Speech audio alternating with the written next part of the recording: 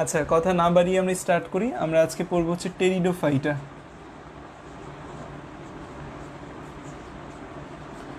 Pteridophyta বা বাংলা হচ্ছে ফার্নবর্গীয় উদ্ভিদ।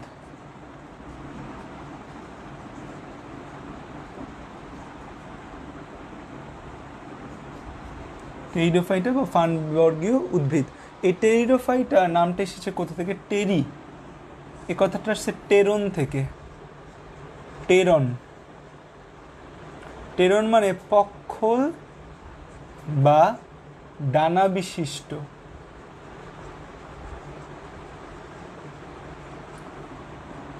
ফাইটা কথাটা আসছে ফাইটন থেকে।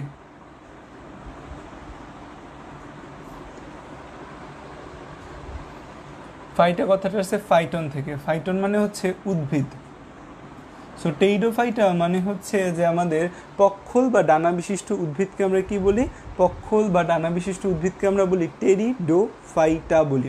সো এই টেরিডোফাইটার বাংলাদেশে কয়টা প্রজাতি আছে?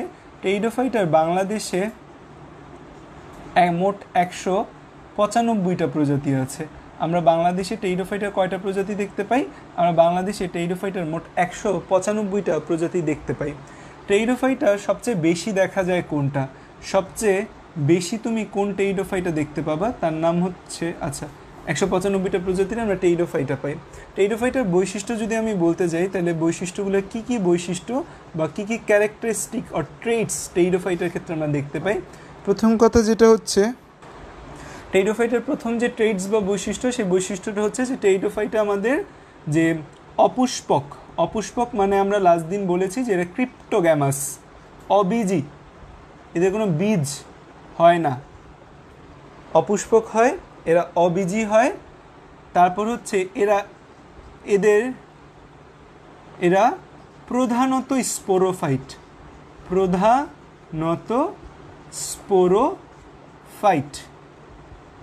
প্রধানত স্পোরোফাইট বা 2N। তো আমরা এখান থেকে বলতে পারি যে এই যে আমাদের টেরিডোফাইটা আছে, এই টেরিডোফাইটার প্রধান দশা কি? প্রধান দশা হবে এই স্পোরোফাইটিক দশা। প্রধান দশা কি? স্পোরোফাইটিক দশা। এদের প্রধান দশা হচ্ছে স্পোরোফাইটিক দশা। আর অপ্রধান দশা কি? এদের কোনটা মানে হচ্ছে যে কম হয় বা কোনটা লেস থাকে, সেই অপ্রধান দশা হচ্ছে গ্যামেটোফাইটিক দশা। অপ্রধান দশার নাম কি? অপ্রধান দশার নাম হচ্ছে গ্যামেটোফাইটিক দশা। তাহলে আমাদের দুইটা দশা আমরা দেখতে পাই। সব আমরা যে মস পড়েছি, ফার্ন, শৈবাল, ছত্রাক, সকলের ক্ষেত্রে আমরা দুইটা দশা দেখতে পাই। একটাকে আমরা বলি কি, আচ্ছা ব্লার হলে সমস্যা নেই, কথা শোনো, ব্লার ঠিক করে দিব। তো আমরা কথা শোনো, জাস্ট ভয়েস শোনো, এখানে ব্লার এটা দেখা লাগবে না এখানে কিছু। তো আমরা বলি যে আমাদের টেরিডোফাইটা অপুষ্পক হয়, অবীজী হয়। এদের দেহ প্রধানত স্পোরোফাইটিক বা ডিপ্লয়েড। আমরা যে মস পড়েছি একটু আগে, মসের দেহ কিন্তু হ্যাপ্লয়েড ছিল, বাট এখানের যে দেহটা, এখানের দেহটা কি? এখানের দেহটা হচ্ছে আমাদের ডিপ্লয়েড। এখানের দেহটা কি? এখানের দেহটা আমাদের হচ্ছে যে ডিপ্লয়েড। সো এখানে আমাদের প্রধান দশা দেখতে পাই আমরা স্পোরোফাইটিক। অপ্রধান দশা আমরা কি দেখতে পাই? অপ্রধান দশা হিসাবে আমরা দেখতে পাই গ্যামেটোফাইটিক। এরা আমাদের কেমন হয়? এরা আমাদের ভাস্কুলার হয়। এরা কেমন হয়? এরা আমাদের ভাস্কুলার হয়। আমরা কেন ভাস্কুলার হয়, কিভাবে ভাস্কুলার হয়, এটা আমরা অলরেডি এদের ক্ষেত্রে বলে ফেলেছি, যে ফার্স্ট ক্লাসে আমরা ভাস্কুলারের কথা বলেছি। এরা ভাস্কুলার এবং এদের ভাস্কুলার বিন্যাস হচ্ছে হাইড্রোসেন্ট্রিক থাকে। কেমন থাকে? হাইড্রোসেন্ট্রিক থাকে। হাইড্রোসেন্ট্রিক বা আমরা বাংলায় কি বলি? হাইড্রোসেন্ট্রিক বা জাইলেম কেন্দ্রিক। হাইড্রোসেন্ট্রিক বা জাইলেম কেন্দ্রিক ভাস্কুলার বান্ডেল আমরা এদের ক্ষেত্রে দেখতে পাই। এবং এরপর যে বৈশিষ্ট্যগুলো যদি বলতে চাই, যে এদের আর কি বৈশিষ্ট্য আমরা টেরিডোফাইটা বা টেরিসের মধ্যে দেখতে পাই, এদের দেহকে মূল কাণ্ড পাতায় ভাগ করা যায়। এদের দেহকে আমরা মূল কাণ্ড ও পাতায় ভাগ করতে পারবো। কোনো কিছুকে যদি আমি মূল কাণ্ড ও পাতায় ভাগ করতে পারি, তখন কি আমি তাকে থ্যালাস বলতে পারবো? আমি তাকে থ্যালাস বলতে পারবো না। করা যায়। তার মানে এরা থ্যালাস না। এরা কি না? এরা থ্যালাস নয়। যে আমরা থ্যালাস বা থ্যালাওয়েড কাদের বলি? যাদের দেহকে আমরা মূল কাণ্ড পাতায় ভাগ করতে পারি। সো এদের দেহকে আমি মূল কাণ্ড পাতায় ভাগ করতে পারি না। সো যেহেতু এদের দেহকে আমি মূল কাণ্ড পাতায় ভাগ করতে পারবো না, সো এদের আমি কি বলতে পারবো না? এদের আমি থ্যালাসও বলতে পারবো না। থ্যালাস বলারও আমার কোনো রাইট এদেরকে নেই। তারপর হচ্ছে যে এদের যে কাণ্ডটা আছে এই কাণ্ডটা অধিকাংশ ক্ষেত্রে রূপান্তরিত হয়, কাণ্ডটা রূপান্তরিত হয়ে খাটো মানে ও মোটা। খাটো ও মোটা মানে কি? খাটো ও মোটা মানে দৈর্ঘ্যে কম প্রস্থে বেশি, খাটো ও মোটা হয়, এটাকে আমরা বলি রাইজোম বলি। আমরা এটাকে কি বলি? রাইজোম বলি। এদের দেখা যায় যে আমাদের যে কাণ্ড আছে মোস্ট অফ জায়গায় দেখা যায় এদের কাণ্ডটা রূপান্তরিত হয়ে খাটো ও মোটা রাইজোমে কনভার্ট হয়। খাটো ও মোটা কিসে কনভার্ট হয়? খাটো ও মোটা রাইজোমে কনভার্ট হয়।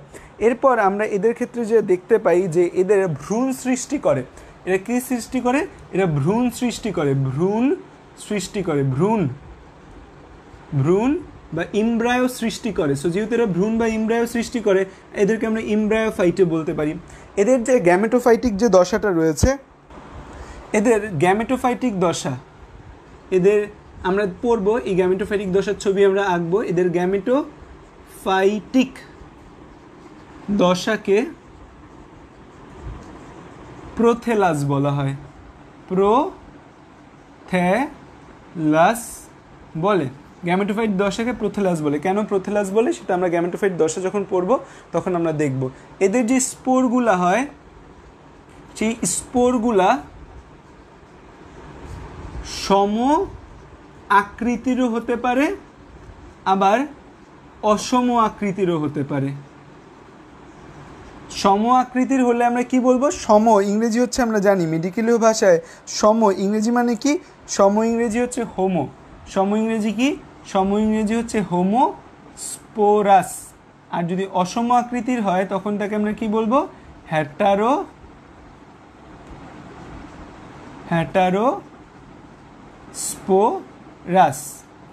আরেকটা বৈশিষ্ট্য কমন আমরা দেখতে পাই যে এদের ক্ষেত্রে বা আমরা মস ফার্ন দুজনের ক্ষেত্রে আমরা দেখতে পাই যে জননাঙ্গ বা রিপ্রোডাক্টিভ যে অর্গান রয়েছে সেই রিপ্রোডাক্টিভ অর্গানের নাম আছে যে পুংজননাঙ্গ যেটা আর স্ত্রী জননাঙ্গ। পুংজননাঙ্গকে আমরা কি বলি? পুংজননাঙ্গকে আমরা বলি অ্যান্থার বা অ্যান্থেরেডিয়াম। স্ত্রী জননাঙ্গ যে রয়েছে স্ত্রী জননাঙ্গকে আমরা কি বলি? স্ত্রী জননাঙ্গকে আমরা বলি আর্কিগোনিয়াম। স্ত্রী জননাঙ্গকে আমরা কি বলি? স্ত্রী জননাঙ্গকে আমরা বলি আর্কিগোনিয়াম।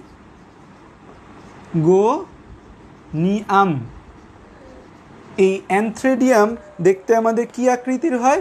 আমরা নর্মালি বলি অ্যান্থ্রেডিয়াম আমাদের নাশপাতি আকৃতির। কোন আকৃতির? নাশপাতি বা গোল আকৃতির হয়। আর আমাদের যে আর্কিগোনিয়াম আছে সেই আর্কিগোনিয়াম ফ্লাক্স আকৃতির হয়। কি আকৃতির হয়? ফ্লাক্স আকৃতির হয়। এবং এদের যে জননাঙ্গ আছে সেই জননাঙ্গটা আমাদের নর্মালি বহুকোষী হয় এবং বন্ধা কোষ আবরণ থাকে। 9 নম্বর পয়েন্ট হচ্ছে কি? জননাঙ্গ বহুকোষী এবং বন্ধা বা ইনফার্টাইল কোষ আবরণ থাকে। এই যে বন্ধা কোষ আবরণ বলতে আমরা কি বুঝি বা বন্ধা কোষ আবরণ বলতে আমাদের কি বোঝায়? বন্ধা কোষ বা ইনফার্টাইল সেল বলতে বোঝায় যে কোষ থেকে কোনো জীব তৈরি, জীব বা প্রাণ, জীব বলতে কিন্তু উদ্ভিদ আর প্রাণী দুইটাই চলে আসে না, তৈরি সম্ভব নয়। লিখে ফেলো 9টা পয়েন্ট, আমি আবার একবার বলছি। আর এরা আমাদের শোভাবর্ধনকারী, যে আমাদের শোভাবর্ধনকারী উদ্ভিদ হিসেবে এরা গণ্য হয়। শোভাবর্ধনকারী উদ্ভিদ, যে এরা আমাদের শোভাবর্ধন করে, সৌন্দর্য বৃদ্ধি করে, এরকম একটা উদ্ভিদ হিসেবে গণ্য হয়। আর আরেকটা কথা যেটা আছে টেরিডোফাইটের ক্ষেত্রে আরেকটা কথা কি জানি আছে, পৃথিবীর প্রথম ভাস্কুলার উদ্ভিদ, পৃথিবীর প্রথম ভাস্কুলার উদ্ভিদ, পৃথিবীর প্রথম ভাস্কুলার উদ্ভিদ হচ্ছে এই টেরিডোফাইটা। পৃথিবীতে প্রথম যে ভাস্কুলার উদ্ভিদ রয়েছে এই প্রথম ভাস্কুলার উদ্ভিদকে আমরা কি বলি? প্রথম ভাস্কুলার উদ্ভিদকে বলি আমরা টেরিডোফাইটা বলি। আর একটা কি জানি বৈশিষ্ট্য আছে টেরিডোফাইটার, আরেকটা যেটা মনে রাখবা যে ঢেঁকি শাক, আমাদের ঢেঁকি শাক এটা নর্মালি খায়, আমাদের মায়েরা তুলতে যায়। তোমাদের গ্রামে গঞ্জে যারা আছো তারা খুব ভালোভাবে বুঝবে। ঢেঁকি শাকের নাম শুনেছ, ড্রায়োটেরিস, এটা হচ্ছে আমাদের ঢেঁকি শাক। সো ঢেঁকি শাকের নামটা আমাদের মনে রাখতে হবে। এখানে যা আছে এমন কিছু আছে কিনা যেটা তুমি বোঝো নাই, না বুঝলে আমাকে বলো, কারণ এই জিনিসগুলো লাস্ট দিন পড়িয়েছি, সব বোঝার কথা। আচ্ছা, লেখাটা একটু বড় করব, আমি মুখে বলি, একবার শোনো, তাহলে লেখাটাও হয়তো ক্লিয়ার হয়ে যাবে তোমাদের কাছে। খেয়াল করো, 1 নম্বর পয়েন্ট আমরা কি লিখেছি বোর্ডে পর্যন্ত, টেরিডোফাইটা। টেরি কথাটা এসেছে টেরন থেকে, টেরন মানে পক্ষল বা ডানা বিশিষ্ট। ফাইটা কথাটা এসেছে ফাইটন থেকে, ফাইটন মানে হচ্ছে যে উদ্ভিদ। সো যেই উদ্ভিদগুলো বিজ্ঞানীরা প্রথম দেখেছে তাদেরকে ডানা বিশিষ্ট উদ্ভিদের মতো লেগেছিল তাদেরকে, এদের এজন্য নাম দিয়েছে কি, এজন্য নাম দিয়েছে টেরিডোফাইটা, নামকরণ করেছে। এই যে টেরিডোফাইটা, এর কিছু বৈশিষ্ট্য আছে। বাংলাদেশে 195 প্রজাতির টেরিডোফাইটা পাওয়া যায়। এর কিছু বৈশিষ্ট্যের মধ্যে প্রথম বৈশিষ্ট্য, এরা অপুষ্পক, তাদের কোনো ফুল ফল হয় না। অবীজী, তাদের কোনো বীজ থাকে না। এরা প্রধানত স্পোরোফাইট, স্পোরোফাইট দ্যাট মিন্স তারা ডিপ্লয়েড হয় প্রধানত, এদের দেহ। এদের প্রধান দশা হচ্ছে স্পোরোফাইটিক দশা, আর গৌণ দশা বা সেকেন্ডারি দশা হচ্ছে গ্যামেটোফাইটিক দশা। এরা ভাস্কুলার, ভাস্কুলার মানে এদের পরিবহন টিস্যু রয়েছে। প্রথম যে ভাস্কুলার উদ্ভিদ পৃথিবীর, সেটা হচ্ছে টেরিডোফাইটা। এই যে আমাদের এরা ভাস্কুলার, এদের ক্ষেত্রে আমরা কোন ধরনের ভাস্কুলার বান্ডেল দেখতে পাই, এটা আমরা আমাদের প্রথম ক্লাসে আলোচনা করেছি, যে এদের ভাস্কুলার বান্ডেল হচ্ছে হাইড্রোসেন্ট্রিক বা জাইলেম কেন্দ্রিক। ভেতরে জাইলেম, চারপাশে ফ্লোয়েম থাকে। দেহকে মূল কাণ্ড পাতায় ভাগ করা যায়। তো আমরা যাদেরকে দেহকে মূল কাণ্ড পাতায় ভাগ করতে পারবো তাদেরকে আমরা থ্যালাস বলতে পারবো, আমরা তাদেরকে থ্যালাস বলতে পারবো না। So they are not thallus. এবং এদের কাণ্ডটা যে আছে, কাণ্ডটা রূপান্তরিত হয়, রূপান্তরিত হয়ে খাটো ও মোটা একটা কাণ্ড তৈরি করে, যাকে আমরা কি বলি, রাইজোম বলি। এরা ভ্রূণ সৃষ্টি করে, ইমব্রায়ো তৈরি করে। সো এদেরকে আমরা ইমব্রায়োফাইটও বলতে পারি। আমরা প্রথম ক্লাসে বলেছি যেসব উদ্ভিদ ভ্রূণ সৃষ্টি করে তাদেরকে আমরা ইমব্রায়োফাইটও বলতে পারি। এদের প্রধান দশা কি, প্রধান দশা স্পোরোফাইটিক, অপ্রধান দশা গ্যামেটোফাইটিক। এই যে গ্যামেটোফাইট যে দশাটা রয়েছে, এই গ্যামেটোফাইট দশাকে আমরা প্রোথেলাস বলি। কেন প্রোথেলাস বলি সেটা আমরা দেখব ছবিতে সামনে। এদের যে স্পোর হয়, স্পোরটা সম আকৃতি এবং অসম আকৃতি দুই টাইপেরই হতে পারে। সো সম আকৃতির যে স্পোর তাকে আমরা বলি হোমোস্পোরাস, অসম আকৃতির যে স্পোর তাকে আমরা হেটারোস্পোরাস বলি। এদের যে জননাঙ্গ বা reproductive organ, male and female reproductive organ রয়েছে। মেল রিপ্রোডাক্টিভ অর্গান বা পুংজননাঙ্গকে আমরা বলি অ্যানথেরিডিয়াম, স্ত্রী জননাঙ্গকে বলি আর্কিগোনিয়াম। এই অ্যানথ্রেডিয়াম নাশপাতি বা গোলাকৃতির হয়, আর্কিগোনিয়াম ফ্লাক্স আকৃতির হয়। এদের জননাঙ্গের একটি স্পেশাল ক্যারেক্টারিস্টিক হচ্ছে এদের জননাঙ্গ বহুকোষী হয় এবং বন্ধা কোষ আবরণ থাকে। বন্ধা কোষ আবরণ হচ্ছে যে কোষ থেকে কোনো জীব বা প্রাণ তৈরি সম্ভব নয়। আর উপরে বলা আছে যে টেরিডোফাইটাকে আমরা শোভাবর্ধনকারী উদ্ভিদ বলি, আর ঢেঁকি শাক ড্রায়োটেরিস আমাদের হচ্ছে যে একটা গুরুত্বপূর্ণ নাম। সো আশা করি এই পর্যন্ত যতটুকু পড়িয়েছি তার মধ্যে এমন কিছু নাই যা তোমরা বুঝতে পারো নাই। এবার আসো, এই টেরিডোফাইটার একটা প্রজাতি নিয়ে আমরা পড়ালেখা করবো বা একটা শ্রেণী নিয়ে পড়ালেখা করবো। আমরা তাকে কি বলবো, টেরিস বলবো। টেরিস বা বাংলায় যাকে আমরা কি বলি, ফার্ন বলি। টেরিস বা বাংলা আমরা যাকে কি বলি, টেরিস বা বাংলায় আমরা কি বলি, কি ফার্ন বলি। টেরিস বা বাংলায়কে আমরা কি বলি, আমরা একে ফার্ন বলি। সো টেরিস বা ফার্নের প্রজাতি কয়টা বাংলাদেশে পাওয়া যায় এটা আমাদের জানতে হবে, মানতে হবে, মনে রাখতে হবে। এই টেরিসের বাংলাদেশে আমাদের কয়টা প্রজাতি পাওয়া যায়, বাংলাদেশে এদের মোট 16টা প্রজাতি পাওয়া যায়। কয়টা, 16টা প্রজাতি পাওয়া যায়। কয়টা প্রজাতি পাওয়া যায়, 16টা প্রজাতি পাওয়া যায়। আর সবচেয়ে বেশি কোন টেরিসটা পাওয়া যায়, সবচেয়ে বেশি পাওয়া যায় যেটা, তাকে আমরা বলি টেরিস ভিটাটা। তাকে আমরা কি বলি, তাকে আমরা বলি টেরিস ভিটাটা। তোমরা সবাই আজকে অনেকগুলো ছবি আঁকবো, তোমাদের কিছু হোমওয়ার্ক দেওয়া থাকবে ছবির, কালকের মধ্যে আমাকে সেই ছবিগুলো তোমরা সবাই জমা দিবে, ঠিক আছে। এই অধ্যায় মেইনলি ছবি বেসড অধ্যায় এবং প্রচুর ছবি আছে এই অধ্যায়, এবং এই ছবিগুলো আমাদের এইচএসসি থেকে শুরু করে যে কোনো ভর্তি পরীক্ষার জন্য খুবই গুরুত্বপূর্ণ। তো যদিও আমি ছবি আঁকাতে খুব ভালো না, আশা করি তোমরা খুব ভালো ছবি আঁকতে পারো এবং তোমাদের ছবি ভালো হবে।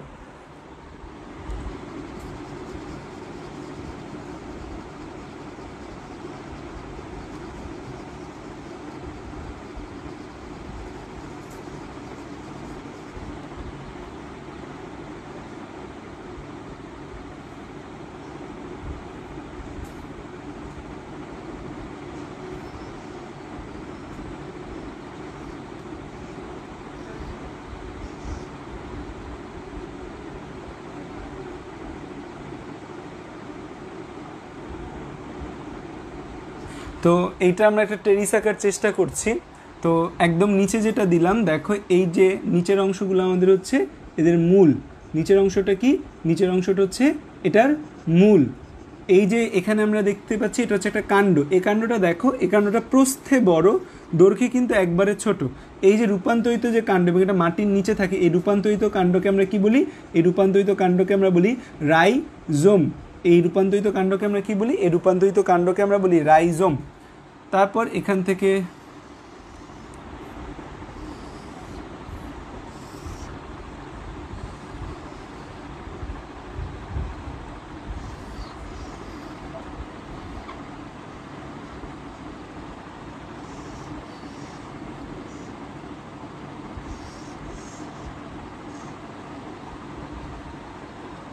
ছবি আঁকছি। এখন ছবি আঁকার জন্য হয়তো একটু লেট হবে আমাদের ক্লাসগুলো, কারণ এই অধ্যায় অনেকগুলো ছবি।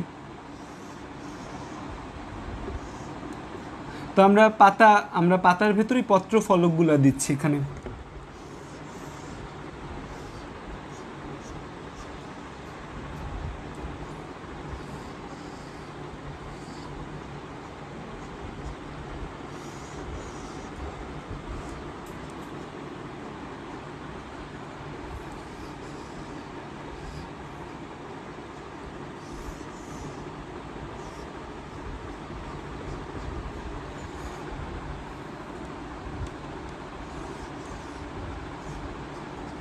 তো এটা আমরা একটা ফার্নের পাতা আঁকার চেষ্টা করলাম, কিছুটা আমরা যতটুকু পেরেছি আঁকার চেষ্টা করেছি। তো নর্মালি এটা একটা ফার্ন জাতীয় উদ্ভিদ। তো ফার্ন বা টেরিস জাতীয় যে উদ্ভিদ, তার একদম নিচের দিকে যে অংশটা থাকে তাকে আমরা, বাংলাদেশে 16 প্রজাতির ফার্ন পাওয়া যায়। বাংলাদেশে কয় প্রজাতির ফার্ন পাওয়া যায় মিথি? 16 প্রজাতির ফার্ন পাওয়া যায়। তো এই যে আমাদের নিচের অংশটা, এটাকে আমরা বলি মূল বলি। মূল এর উপরে যে কাণ্ড থাকে, কাণ্ডটাকে বলি আমরা রাইজোম বলি। তো এই রাইজোমের থেকে, কাণ্ড থেকে এরকম আমাদের এই যে আমাদের কি হয়েছে, এই পত্র পাতাগুলা বের হয়েছে। তো এই যে কাণ্ডের এই জায়গাগুলোর মধ্যে এরকম কিছু শল্ক বের হয়। শল্ক মানে এরকম চুলের মতো কিছু অংশ বের হয়, শল্ক বের হয়। এই যে পাতার বা আমাদের কাণ্ডের নিচের দিকে এরকম কিছু শল্ক বের হয়। এই শল্কগুলোকে আমরা কি বলি? শল্ক। এটা একটা শল্ক। এই শল্ককে বলা হয় র্যামেন্টাম। কি বলা হয়? এই শল্ককে বলা হয় র্যামেন্টাম। 2017 সাল মেডিকেল অ্যাডমিশন টেস্টের প্রশ্ন যে র্যামেন্টাম কোন উদ্ভিদের মধ্যে থাকে। র্যামেন্টাম কোথায় থাকে? এই আমাদের যে টেরিস আছে, টেরিসের মধ্যে দেখা যায় আমরা এই র্যামেন্টাম দেখতে পাই। টেরিসের মধ্যে আমরা কি দেখতে পাই? টেরিসের মধ্যে আমরা র্যামেন্টাম দেখতে পাই। এই টেরিসের ভেতরে আমরা কি দেখতে পাই? র্যামেন্টাম দেখতে পাই। এই টেরিসের ভেতরে আমরা র্যামেন্টাম দেখতে পাই। পাতার এই যে দেখো, এই যে পাতার যে এই অংশটা, এটাকে বলে আমরা র্যাকিস বলি। পাতার এই যে আমাদের প্রতিটা পাতার ভেতর যে এরকম এই দ্বন্দ্বের মতো যে অংশটার মধ্যে, মানে এরকম একটা অংশের মধ্যে এই যে আমাদের পাতা জন্ম নিল, যে পাতার অংশগুলো নিল, যে এটাকে আমরা কি বলি, বা আমাদের এই পত্র ফলকগুলো যে নিল, এই অংশটাকে, এই দ্বন্দ্বের মতো অংশটাকে আমরা বলি র্যাকিস বলি। কি বলি আমরা এই অংশটাকে? র্যাকিস বলি। তো আমাদের এই যে অংশটা, এই অংশটাকে আমরা কি বলছি? এই অংশটাকে আমরা বলছি র্যাকিস বলছি। তো আমাদের এই শল্কটা আসলে কোন দিকে থাকে? আমাদের এই যে র্যাকিস রয়েছে, র্যাকিসের নিম্ন প্রান্তে দেখো, একদম র্যাকিসের নিম্ন প্রান্তে, এবং এই রাইজোমে এই কিছু শল্ক বা একটা আবরণ থাকে, আবরণ বা একটা প্রবর্ধিত অংশ থাকে। এটাকে কি বলি? আমরা শল্ক বলি। এই যে শল্কটা রয়েছে, এই শল্কের নাম কি দ্বারা আমরা প্রকাশ করি? র্যামেন্টাম দ্বারা আমরা প্রকাশ করি শল্কের নাম। এখন হচ্ছে খেয়াল করে দেখো, আমাদের এই যে অংশগুলো যে উঠছে, আমাদের দেখা যায় আমরা এই যে অংশগুলো আমরা দেখতে পাচ্ছি, ধরো এইটা একটা বলছি যে এটা একটা র্যাকিস। এই র্যাকিস থেকে আমাদের এরকম পাতার মতো অংশ বের হয়েছে, বা আমরা এরকম দেখতে পাচ্ছি, যেগুলোকে আমরা পাতা বলি। তো এই যে পুরো জিনিসটা আমরা দেখতে পাচ্ছি না, এই পুরো জিনিসটা একটা পাতা। এই পুরো জিনিসটাকে পুরো জিনিসটা একসাথে একটা পাতা। পুরো জিনিসটা একসাথে একটা পাতা। আর এই যে এখান থেকে যে এই প্রতিটা আলাদা আলাদা অংশ না, এই আলাদা আলাদা অংশগুলোকে আমরা বলি পত্র ফলক বা পত্রখণ্ড। এই অংশগুলোকে আমরা কি বলি? পত্রফলক বা পত্রখণ্ড। তুমি মনে করতে পারো যে এটা একটা পাতা, এটা একটা পাতা, এটা একটা পাতা, এটা একটা পাতা, এটা একটা পাতা। নো মাই ডিয়ার, এইটা পাতা না। আমাদের দেখা যায় আমরা এই যে পুরো অংশটা আছে, পুরো অংশটাকে একসাথে পাতা বলি। পুরো অংশটাকে আমরা কি বলি? একসাথে পাতা বলি। তো এই যে পুরো অংশ রয়েছে, এই পুরো অংশটাকে একসাথে পাতা বলি। এবং এই ফার্নের পাতাকে আমরা কি বলি? ফার্নের পাতা। ফার্নের পাতাকে আমরা কি বলি, ফ্রন্ট বলি। ফার্নের পাতাকে আমরা কি বলি, ফ্রন্ট বলি। তো এই যে পাতাগুলোর মধ্যে আমরা দেখতে পাই যে একটা পাতার এরকম অনেকগুলা পত্র ফলক রয়েছে, একটি পাতার মধ্যে অনেকগুলো পত্র ফলক রয়েছে, যে একটা পাতা সেই পাতার ভেতরে এরকম অনেকগুলা পত্রফলক, একটা পত্রফলক, দুইটা, তিনটা, চারটা, ধরো এটা একটা পাতা, এর একটা পত্রফলকই, সেখান থেকে আর কোনো কিছু নেই। এই যে এটাকে আমরা কি বলি, এটাকে বলি আমরা পত্রফলক। তো যদি একটা পাতার মধ্যে আমরা শুধু একটা মাত্র পত্রফলক পাই,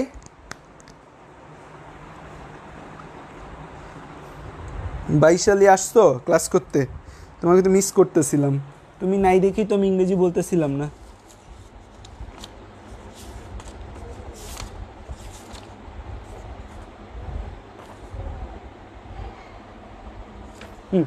তো এগুলো হচ্ছে আমাদের পাতা বা লিফ, ঠিক আছে। ফার্ন বা টেরিসের পাতা বা আমাদের কি রয়েছে, লিফ রয়েছে।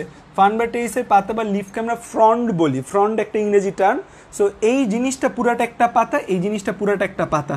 পাতার এই জিনিসগুলোকে আমরা বলি পত্র ফলক, লিফের এই অংশগুলোকে বলি আমরা পত্র ফলক। পত্র ফলকের ইংরেজি হচ্ছে ল্যামিনা অর লিফ ব্লেড। পত্রফলকের ইংরেজি কি, ল্যামিনা অর লিফ ব্লেড বলি আমরা এই জিনিসটাকে। সো এই যে আমাদের ব্যাপারটা রয়েছে, এইখানে দেখো, এখানে আমাদের এই পাতার মধ্যে একটা মাত্র পত্রফলক আছে, আর এই পাতার মধ্যে অনেকগুলা পত্রফলক রয়েছে। সো কোনো পাতায় যদি একটা মাত্র পত্রফলক থাকে, আমরা যদি কোনো একটা লিফের মধ্যে একটা মাত্র ল্যামিনা অর লিফ ব্লেড দেখতে পাই, তখন আমরা তাকে বলি সিম্পল লিফ, সরল পাতা। আর যদি কখনো আমি কোনো উদ্ভিদের পাতার মধ্যে দেখতে পাই যে এরকম অসংখ্য লিফ ব্লেড রয়েছে, তাকে আমরা কি বলি, যৌগিক অর কম্পাউন্ড পাতা। কি বলি আমরা, যৌগিক অর কম্পাউন্ড পাতা। তো এটা আমাদের একটা যৌগিক পাতার উদাহরণ। তবে ফার্নের পাতাটা তাহলে আমাদের কেমন, ফার্নের পাতাটা হচ্ছে আমাদের একটা যৌগিক পাতা। ফার্নের পাতাটা আমাদের কেমন, ফার্নের পাতাটা আমাদের একটা যৌগিক পাতা। ফার্নের পাতাটা কেমন, ফার্নের পাতা আমাদের একটা যৌগিক পাতা।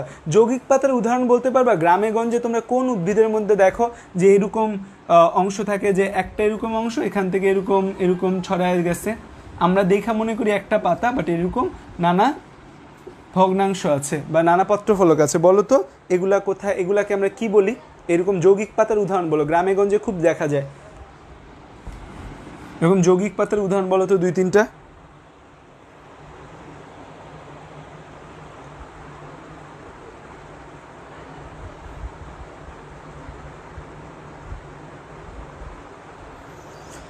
টেল the name of some compound leaf, কিছু যৌগিক পাতার নাম বলো। এমন পাতা কোথায় দেখতে পাও,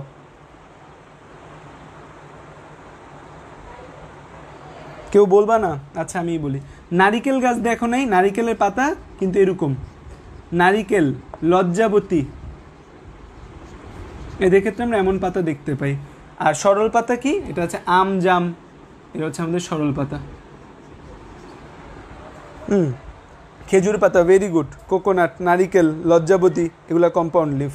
তো এগুলো আমাদের কম্পাউন্ড লিফ থাকে, এরকম থাকে না যে লজ্জাবতীতে এরকম একটা অংশ, তার থেকে এরকম এরকম এরকম এরকম অংশ তৈরি হয়, সেগুলো কম্পাউন্ড লিফ। তো ফানের পাতা আমাদের একটা কম্পাউন্ড লিফ। ফানের এই পুরো পাতাকে আমরা কি বলি, ফ্রন্ট বলি। আর পাতার মধ্যে এই যে প্রতিটা পত্র ফলক রয়েছে, ফানের পাতার মধ্যে এই যে পত্র ফলক অর লিফ ব্লেড রয়েছে, যে আমাদের লিফ ব্লেড অর ল্যামিনা যে নামেই তুমি ডাকো, এই পত্রফলক বা পত্রফলক বা এই লিফ ব্লেডকে আমরা কি বলি, এই পত্রফলক বা লিফ ব্লেডকে আমরা বলি পিনা বলি।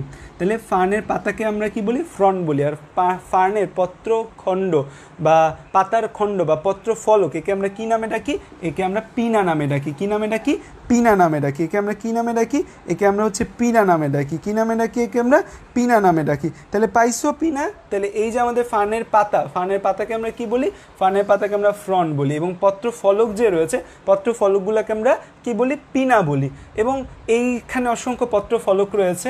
এই যে আমাদের শীর্ষক পিনা, আমাদের এই যে একদম শীর্ষক যে পিনাটা আছে, শীর্ষক পিনাটা আমাদের কেমন হয়, শীর্ষক পিনাটা আমাদের সবচেয়ে বড় হয়। শীর্ষক পিনাটা আমাদের কেমন হচ্ছে, শীর্ষক পিনাটা আমাদের সবচেয়ে বড় হচ্ছে, শীর্ষক পিনাটা আমাদের কেমন হচ্ছে, সবচেয়ে বড় হচ্ছে। তো তাইলে আমরা দেখতে পাচ্ছি ফার্নের পাতার মধ্যে ফার্নের পুরো পাতাকে আমরা কি বলি, ফ্রন্ট, এবং এই যে পত্রফলকগুলো রয়েছে বা লিফ ব্লেডগুলো রয়েছে তাদেরকে আমরা বলি পিনা বলি। এবং এই পিনার মধ্যে কোন পিনাটা সবচেয়ে বড়, শীর্ষক পিনাটাও সবচেয়ে বড়। হ্যাঁ, আমলকি, সজনে পাতা, এরকম যত দেখেছো সেটাকে আমরা কি বলি, আমলকি, সজনে পাতা, যা যা তোমরা দেখেছো সবগুলাই হচ্ছে যৌগিক পাতার উদাহরণ। আমাদের কেমন পাতার উদাহরণ, যৌগিক পাতার উদাহরণ, ঠিক আছে। এরপর দেখো এই যে আমাদের পাতাটা, এই পাতাটা এখনো হয় নাই, এই পাতাটা এখনো কি হয় নাই, এই পাতাটা এখনো হয় নাই, ঠিক আছে। এই পাতাটা এখনো হয় নাই, এই পাতাটা মুকুল অবস্থায় আছে। মুকুল অবস্থায় একটা পাতা কিভাবে বিন্যস্ত থাকে, মুকুল, মুকুল ইংরেজি কি হতে পারে, মুকুল অবস্থায় একটা, হ্যাঁ নিম পাতাও যৌগিক পাতা।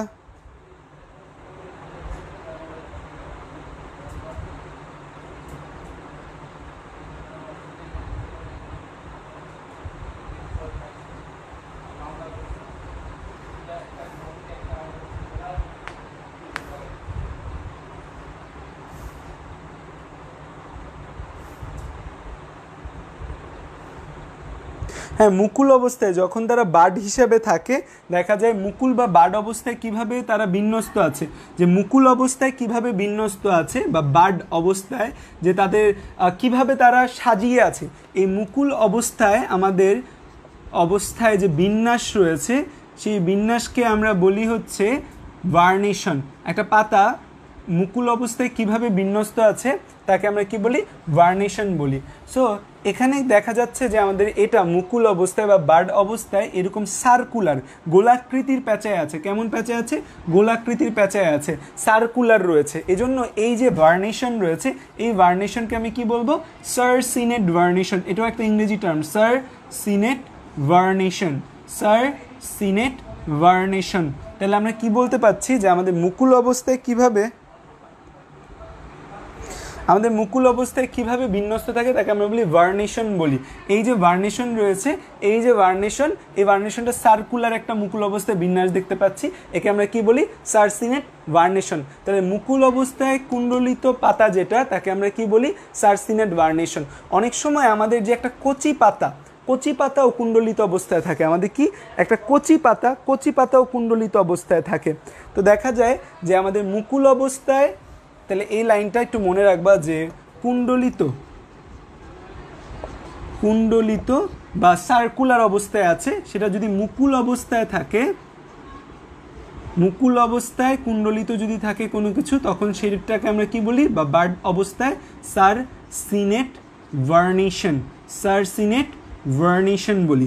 আর যদি এমন দেখা যায় যে তারা কচি পাতা কুণ্ডলিত রয়েছে বা ইয়াং যে লিফগুলো রয়েছে, সেই ইয়াং লিফ, কচি পাতা যদি কুণ্ডলিত অবস্থায় থাকে, তখন তাকে আমরা বলি ক্রোজিয়ার। ক্রোজিয়ারও একটা ইংরেজি টার্ম। সো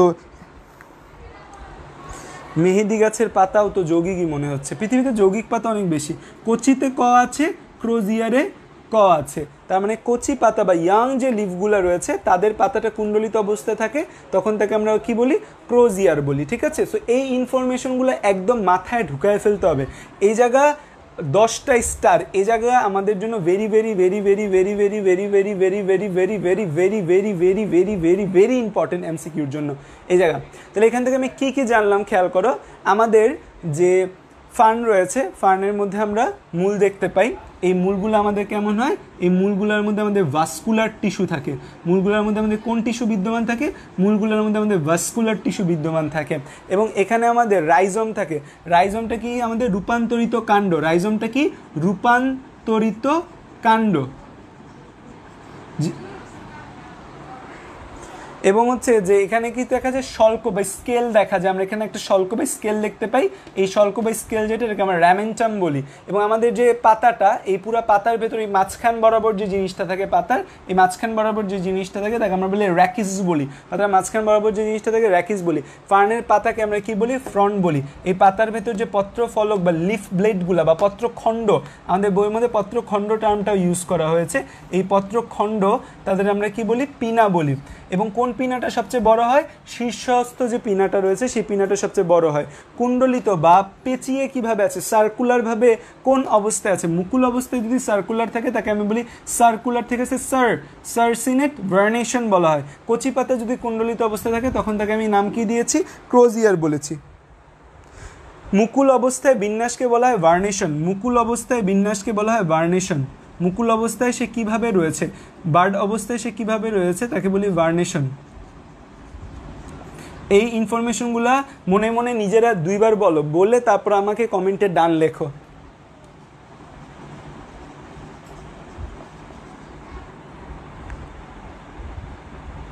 মুকুল অবস্থায় কুণ্ডলিত না থাকলে তাকে আমরা কিছু বলি না, শুধু কুণ্ডলিত থাকলেই আমরা তাকে সার্সিনেট ভার্নেশন বলি। অনেক সময় পরীক্ষায় কুণ্ডলিত না বলে বলবে যে কুকুরের লেজের মতো পেঁচায় আছে। কুকুরের লেজটা যেমন পেঁচায় থাকে এই সার্সিনেট ভার্নেশন সেভাবেই আমাদের পেঁচানো থাকে। মনে মনে নিজের একবার বলো, বলে তারপর আমাকে বলো।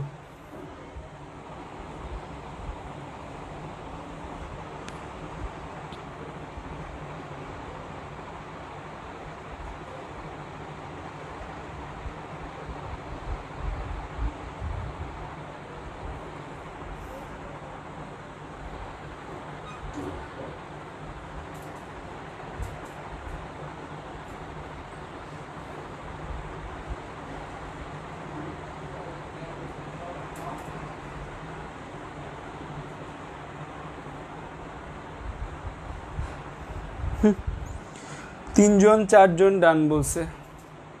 এই ছবি আঁকছো তোমরা, এই ছবি কিন্তু আগে আমাকে জমা দিতে হবে। আমার ছবি ভালো হয়নি, তোমাদের ছবি যেন ভালো হয় সবার।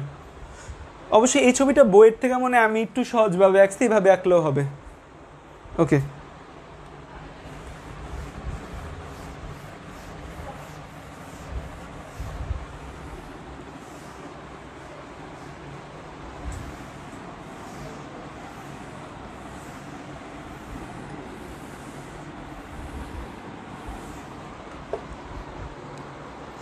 এই যে ফার্নের যে পাতাটা আছে, ঠিক আছে, এটা ধরো একটা ফার্নের পাতা। এটা একটা ফার্নের পাতা। পাতার যে দুই কিনারা আছে না, সেই দুই কিনারাটা, পাতার যে দুইটা কিনারা আছে, দুইটা কিনারা আমাদের একটু ভাঁজ হয়ে থাকে। ফার্নের যে পাতা আছে, পাতার দুইটা কিনারা একটু ভাঁজ হয়ে থাকে।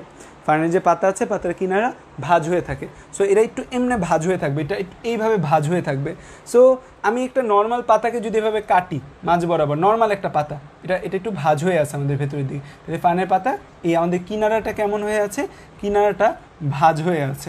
আমি একটা ফার্নের পাতা, ধরো এটা নর্মাল একটা পাতা, এই নর্মাল পাতাকে যদি আমি, এটা 1 নম্বর পাতা, এটা 2 নম্বর পাতা, এটা কিনারা কোনো ভাঁজটা ঝোয়া নেই, এটাকে যদি আমি মাঝ বরাবর কাটি তাহলে প্রস্থচ্ছেদটা এমন দেখা যাবে, তাই না?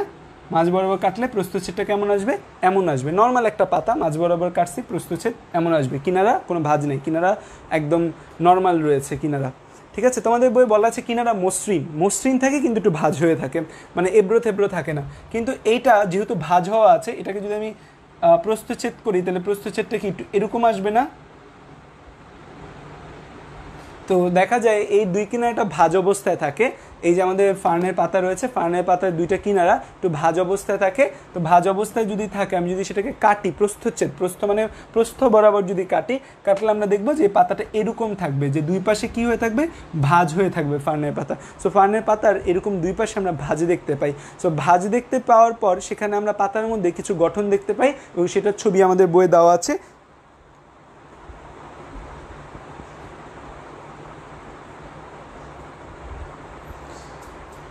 কুণ্ডলিত মুকুল সার্সিনেট ভার্নেশন, কুণ্ডলিত কচি পাতা ক্রোজিয়ার, দ্বীপ বলছে। সো এরকম ভাঁজ হয়ে থাকে।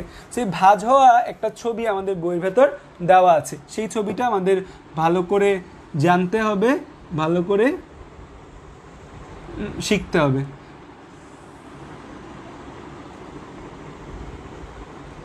ঠিক আছে? সো আমরা এই ফার্নের পাতার মধ্যে দেখতে পাই যে এরকম একটা ভাঁজ হওয়া অংশ আমার ফার্নের পাতার মধ্যে দেওয়া আছে।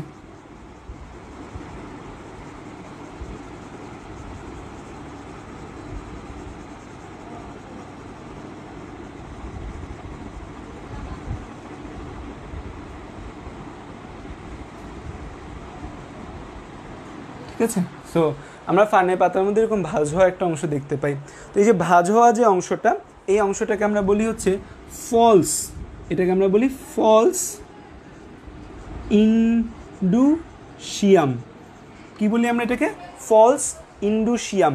ইন্ডুসিয়াম মানে একটা, ইন্ডুসিয়াম একটা ইংরেজি টার্ম, এটার মানে হচ্ছে ফ্ল্যাপ অফ টিস্যু, মানে একটা টিস্যুটা ভাঁজ হয়ে আছে, এটাকে আমরা কি বলি? ইন্ডুসিয়াম। তো এটা আসলে প্রকৃত ভাঁজ না, এটা একটা নকল ভাঁজ, মানে প্রকৃত ভাঁজ যেভাবে হওয়ার কথা ছিল সেভাবে ভাঁজ না হয়ে এটা নকল ভাঁজ হয়ে আছে, এই জন্য একে আমরা বলি ফলস।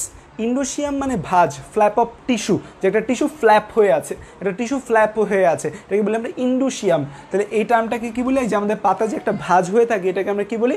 ফলস ইন্ডোসিয়াম। এই যে একটা পাতা ভাঁজ হয়ে থাকে এটাকে আমরা কী বলি? ফলস ইন্ডোসিয়াম। এই যে আমাদের পাতা ভাঁজ হয়ে থাকে, এই ভাঁজ হয়ে থাকাকে আমরা কী বলি? ফলস ইন্ডোসিয়াম। এবং আমাদের এই জায়গায় অসংখ্য প্যারেনকাইমা টিস্যু থাকে আমাদের পাতার ভেতর। এটা কিন্তু আমরা একটা পাতার গঠন শিখছি।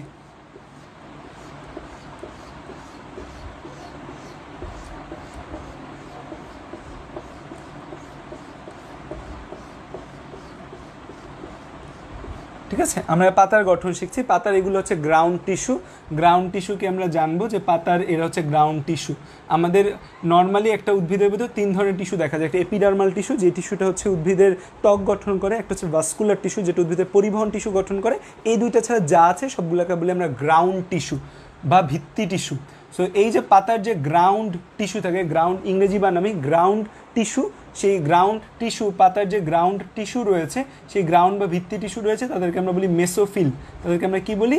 মেসোফিল। মেসোফিলও একটা ইংরেজি টার্ম, মেসোফিল। সো এই যে পাতার গ্রাউন্ড টিস্যু রয়েছে, এইখানে আমাদের কিছু টিস্যু, সো আমরা আগেই বলে নিচ্ছি, আমাদের এই যে ফার্ন রয়েছে, ফার্ন একটা ডিপ্লয়েড উদ্ভিদ। সো ফার্নের যে পাতা হবে সেও কী হবে? ডিপ্লয়েড হবে। সো এই জায়গার কিছু সেল, আমাদের এই ফার্নের পাতার আমাদের কিছু স্পেসিফিক কিছু কোষ, তারা রূপান্তরিত একটা কোষ থাকে, যে রূপান্তরিত যে কোষগুলো, সেগুলোকে আমি লাল কালার দিলাম, যে আমাদের এখানে কিছু কোষ থাকে যে কোষগুলো একটা স্পেশাল পাওয়ার রয়েছে। আমাদের এই ফার্নের পাতার মধ্যে কিছু সেল থাকে, স্পেসিফিক সেল, যে সেলগুলোর আমাদের একটা স্পেশাল পাওয়ার রয়েছে। কি পাওয়ার রয়েছে? এই সেলগুলো থেকে আমাদের স্পোরনজিয়াম তৈরি হতে পারে। কি তৈরি হতে পারে? স্পোরনজিয়াম বা কি তৈরি হতে পারে? স্পোরনজিয়াম। স্পোরনজিয়াম মানে কি? স্পোরনজিয়াম মানে হচ্ছে এমন একটা কোষ যা থেকে স্পোর তৈরি হতে পারে। স্পোরনজিয়াম কি? এমন একটি কোষ যা থেকে স্পোর তৈরি হতে পারে। স্পোর তৈরি হতে পারে। সো স্পোরনজিয়াম আমার কি? স্পোরনজিয়াম হচ্ছে ওয়ান কাইন্ড অফ সেল যা থেকে আমাদের স্পোর তৈরি হতে পারে। সো এই জায়গায় আমাদের কিছু স্পেসিফিক সেল রয়েছে যারা আমাদের এই স্পোরনজিয়াম তৈরি করতে পারে। সো এটা এখান থেকে ধরো আমাদের একটা স্পোরনজিয়াম তৈরি হলো, এখান থেকে আমাদের আরেকটা স্পোরনজিয়াম তৈরি হলো, এখান থেকে ধরো আমাদের আরেকটা স্পোরনজিয়াম তৈরি হলো। ঠিক আছে, সো এরকম স্পোরনজিয়ামের গুচ্ছ তৈরি হয়, অনেকগুলো স্পোরনজিয়াম তোমার হচ্ছে যে বাঞ্চ অফ স্পোরনজিয়াম তৈরি হয়। সো এই হচ্ছে আমাদের স্পোরনজিয়ামের একটা গঠন আমরা আঁকি। স্পোরনজিয়াম একটাকে বলি স্পোরনজিয়াম, একটাকে আমরা কি বলি? একটাকে বলি আমরা স্পোরনজিয়াম। আর একসাথে যখন অনেকগুলো থাকে তখন তাকে আমরা বলি স্পোরনজিয়া। একসাথে অনেকগুলো থাকলে আমরা কি বলি? স্পোরনজিয়াম। এটা হচ্ছে স্পোরনজিয়াম, এটা হচ্ছে আমাদের এক বচন। একটা থাকলে আমরা তাকে বলি স্পোরনজিয়াম, আর স্পোরনজিয়া এটা হচ্ছে বহু বচন। যে একসাথে যখন অনেকগুলা থাকে তখন তাকে আমরা তাকে কি বলি? স্পোরনজিয়া বলি। তখন তাকে আমরা কি বলি? তখন তাকে আমরা স্পোরনজিয়া বলি। তো স্পোরনজিয়া হচ্ছে আমাদের বহু বচন আর স্পোরনজিয়াম হচ্ছে আমাদের এক বচন। হ্যাঁ, এটা পত্রফলকের অর্ধেক অংশের চিত্র, পত্রফলকের অর্ধেক একটা স্পেসিফিক অংশের চিত্র। তো এখানে আমাদের এই পত্রফলকের মধ্যে আমরা কি দেখতে পাই? এখানে একটা গ্রুপ অফ টিস্যু থাকে। This group of tissue can give rise to sporangium, তারা স্পোরনজিয়াম তৈরি করতে পারে। সো এই যে গ্রুপ অফ টিস্যুর একটা স্পেশাল ক্ষমতা আছে, তারা এখানে স্পোরনজিয়াম তৈরি করতে পারে। এই স্পোরনজিয়াম তৈরিকারী এই যে গ্রুপ অফ টিস্যু আছে, এই গ্রুপ অফ টিস্যুকে আমরা কি বলি? এই গ্রুপ অফ টিস্যুকে আমরা বলি হচ্ছে অমোরা অর প্লাসেন্টা বলি। আমরা কি বলি এদের? অমোরা और প্লাসেন্টা বলি। এই যে আমাদের গ্রুপ অফ টিস্যু তাদেরকে আমরা কি বলি, প্লাসেন্টা বা অমরা। প্লাসেন্টা বা অমরা হচ্ছে একটা গ্রুপ অফ টিস্যু, মানে আমরা পাতা দেখলাম না একটু আগে, এখন আমরা পাতার ভেতর একটা স্পেসিফিক গঠন দেখা যায়। আমরা এই যে টেরিস বলি, টেরিসের মেইন যে জনন সেটা অযৌন জনন। এই যে অযৌন জনন রয়েছে, অযৌন জননের প্রক্রিয়ায় আমাদের স্পোর তৈরি হয়। সো স্পোরটা কোথায় তৈরি হয়? স্পোরটা পাতায় তৈরি হয়। আমরা কিন্তু এখন যেটা পড়ছি এটা টেরিসের অযৌন জনন পড়ছি। এই পাতার ভেতর আমরা কি দেখছি? স্পোর তৈরি হচ্ছে পাতার ভেতর। হ্যাঁ, সো এই যে আমাদের এগুলা কি আমাদের স্পোরনজিয়াম, এগুলা কি আমাদের স্পোরনজিয়াম। এই যে প্রতিটার নাম কি, তাহলে আমাদের প্রত্যেকটার নাম হচ্ছে স্পোরনজিয়াম। এই যে স্পোরনজিয়ামের যে গুচ্ছ আছে, স্পোরনজিয়ামের গুচ্ছ, এই স্পোরনজিয়ামের গুচ্ছকে আমরা কি বলি? স্পোরনজিয়ামের গুচ্ছকে আমরা বলি সোরাস। স্পোরনজিয়ামের গুচ্ছকে আমরা কি বলি? সোরাস। স্পোরনজিয়ামের গুচ্ছকে আমরা কি বলি? স্পোরনজিয়ামের গুচ্ছকে আমরা বলি সোরাস।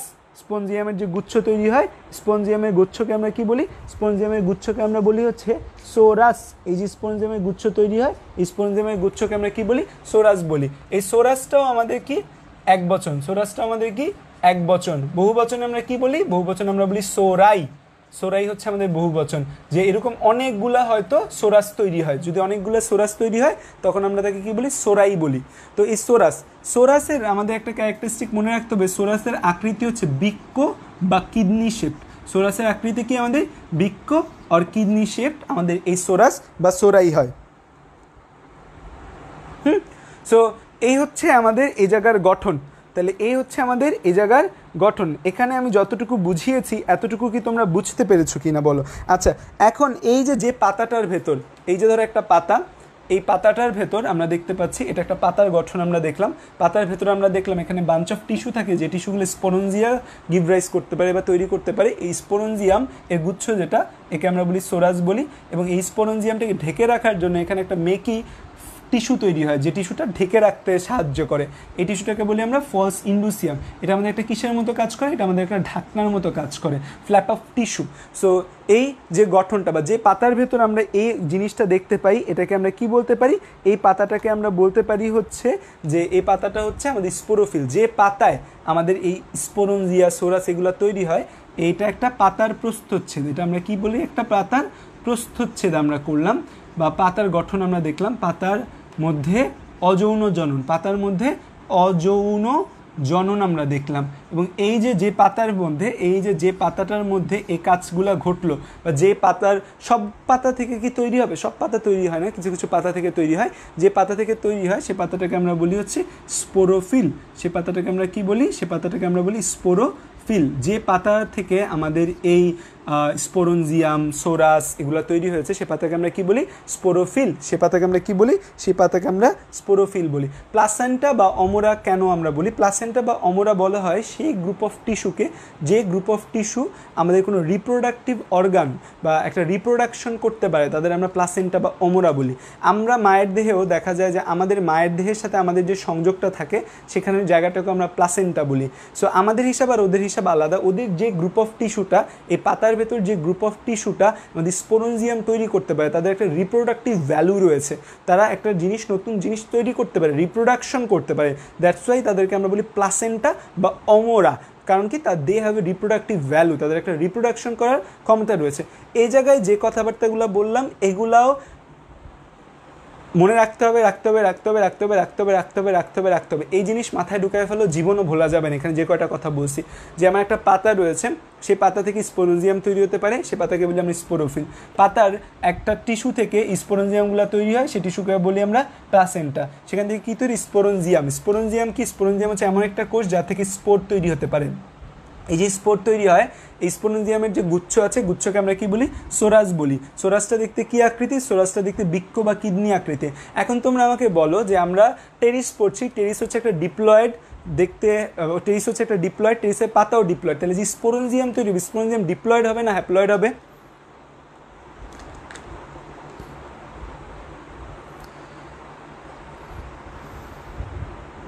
ফলস। ফলস মানে নকল। ইন্ডুসিয়াম, ইন্ডুসিয়াম মানে একটা flap of tissue. Flap of tissue.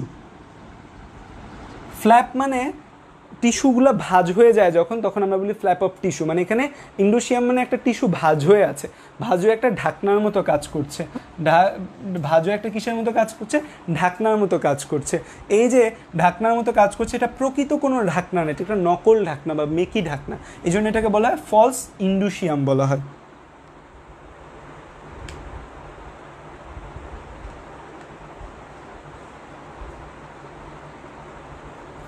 এই জিনিস মানে যতটুকু বুঝাইছি ততটুকু বুঝছো কিনা আমাকে বলো।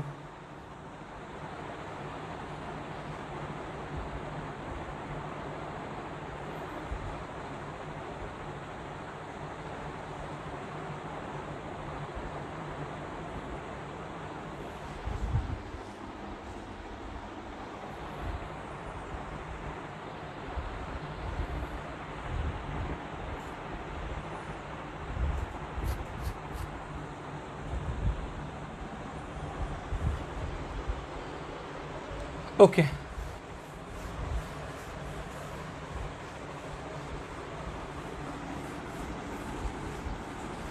এখন আমরা এই স্পোরঞ্জিয়াম নিয়ে পড়ালেখা করবো। এই যে স্পোরঞ্জিয়াম রয়েছে, এটা হচ্ছে আমাদের একটি স্পোরঞ্জিয়াম।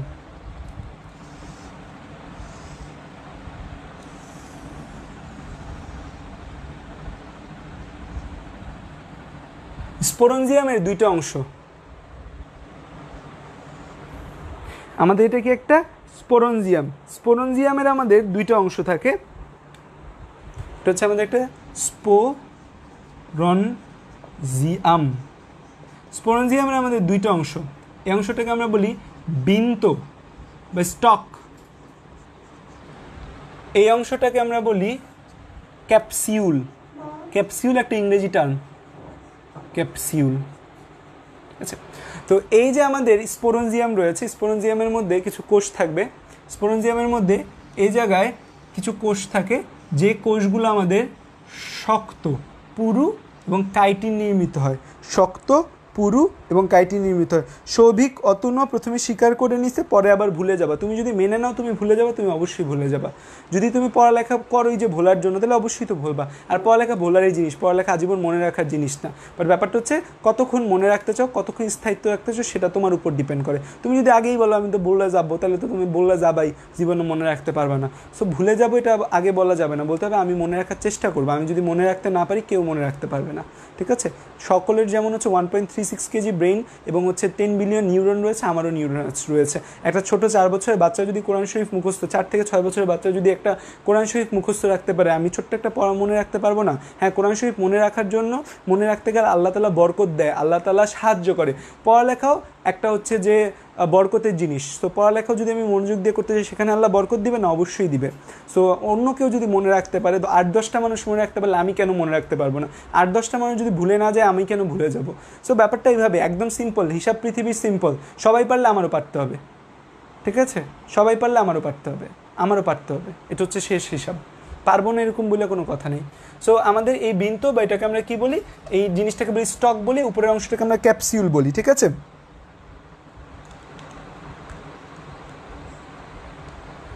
তারপর হচ্ছে আমাদের এই যে এই জায়গায় কিছু টিস্যু থাকে, সেই টিস্যুগুলো আছে আমাদের কি হয়, এরা খুব টাফ হয়। টিস্যুগুলো কেমন হয়? টিস্যুগুলো খুব টাফ হয় এবং সেই টিস্যুগুলো আমাদের কিউটিকল দ্বারা নির্মিত। এই টিস্যুগুলোকে আমরা বলি অ্যানুলাস বলি।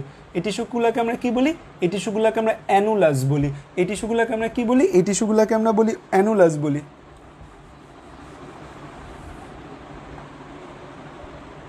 আমি এক জায়গায় শুনছিলাম, সঠিক কিনা জানি না, ইসলামিক কোনো কথা বলার আগে তো আসলে সঠিক না হলে মানুষ চাইপা ধরে। সো আমি এক জায়গায় শুনছিলাম যে পজিটিভিটি ইজ অ্যান ইবাদত, যে পজিটিভ থাকাও এক প্রকার ইবাদত। কারণ আমাদের নবী করিম সাল্লাল্লাহু আলাইহি সাল্লাম কিন্তু অলওয়েজ পজিটিভ ছিলেন। তিনি কিন্তু কখনো নেগেটিভিটি তাকে আয়সা ধরতে পারেনি, নেগেটিভিটি কখনো তাকে গ্রাস করতে পারেনি।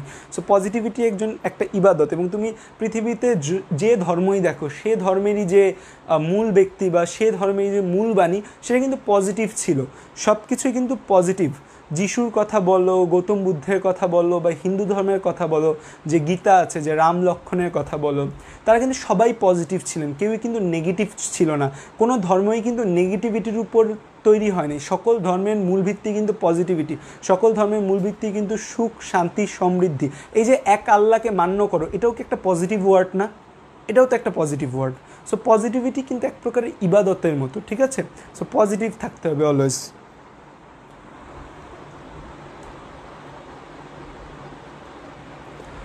তো অ্যানুলাস, এই অ্যানুলাসটা আমাদের কি নির্মিত? এটা পুরু হয় এবং এটা কি নির্মিত থাকে? পুরু ও কিউটিকল নির্মিত থাকে, পুরু ও কিউটিকল নির্মিত।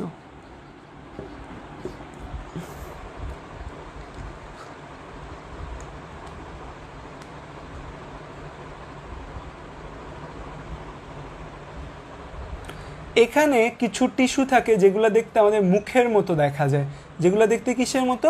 মুখের মতো। এখানে কিছু টিস্যু থাকে যেগুলো দেখতে আমাদের কি? মুখের মতো, চোয়ালের মতো।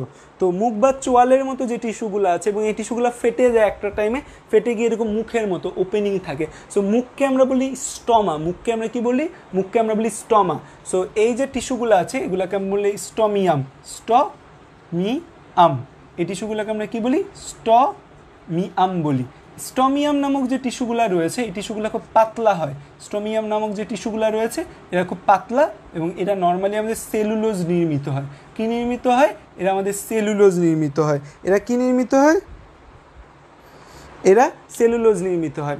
সো স্টমিয়াম থাকে এবং এই যে আমাদের ভেতরে রয়েছে, আচ্ছা স্পোরেঞ্জিয়ামকে আমাদের হ্যাপ্লয়েড না ডিপ্লয়েড হবে বলো তো? স্পোরেঞ্জিয়াম কিন্তু আমাদের অবশ্যই ডিপ্লয়েড, কারণ আমাদের পাতা ডিপ্লয়েড, পাতা থেকে স্পোরেঞ্জিয়াম তৈরি হচ্ছে, এটাও ডিপ্লয়েড। তো এই জায়গায় আমাদের কিছু সেল থাকে বা এই জায়গায় আমাদের এক ধরনের আমরা গঠন দেখতে পাই। এই গঠনের ভেতরে আমরা কি দেখতে পাই? যে আমরা দেখতে পাই এখানে কিছু স্পোরোজেনাস টিস্যু রয়েছে। কি টিস্যু? কিছু স্পোরোজেনাস টিস্যু বা স্পোর মাতৃকোষ রয়েছে।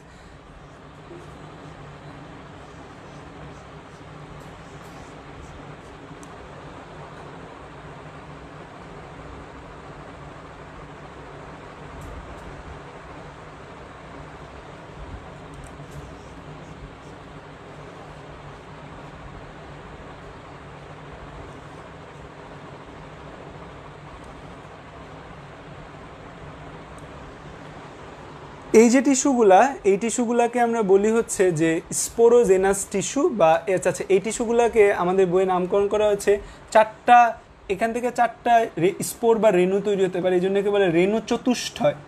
চতুষ্টয় বা আমি এদের বলি হচ্ছে স্পোর মাতৃকোষ। আমি এদের কি বলি? স্পোর মাতৃকোষ বলি। তো আমাদের এই যে স্পোর মাতৃকোষ থাকে, সেই স্পোর মাতৃকোষ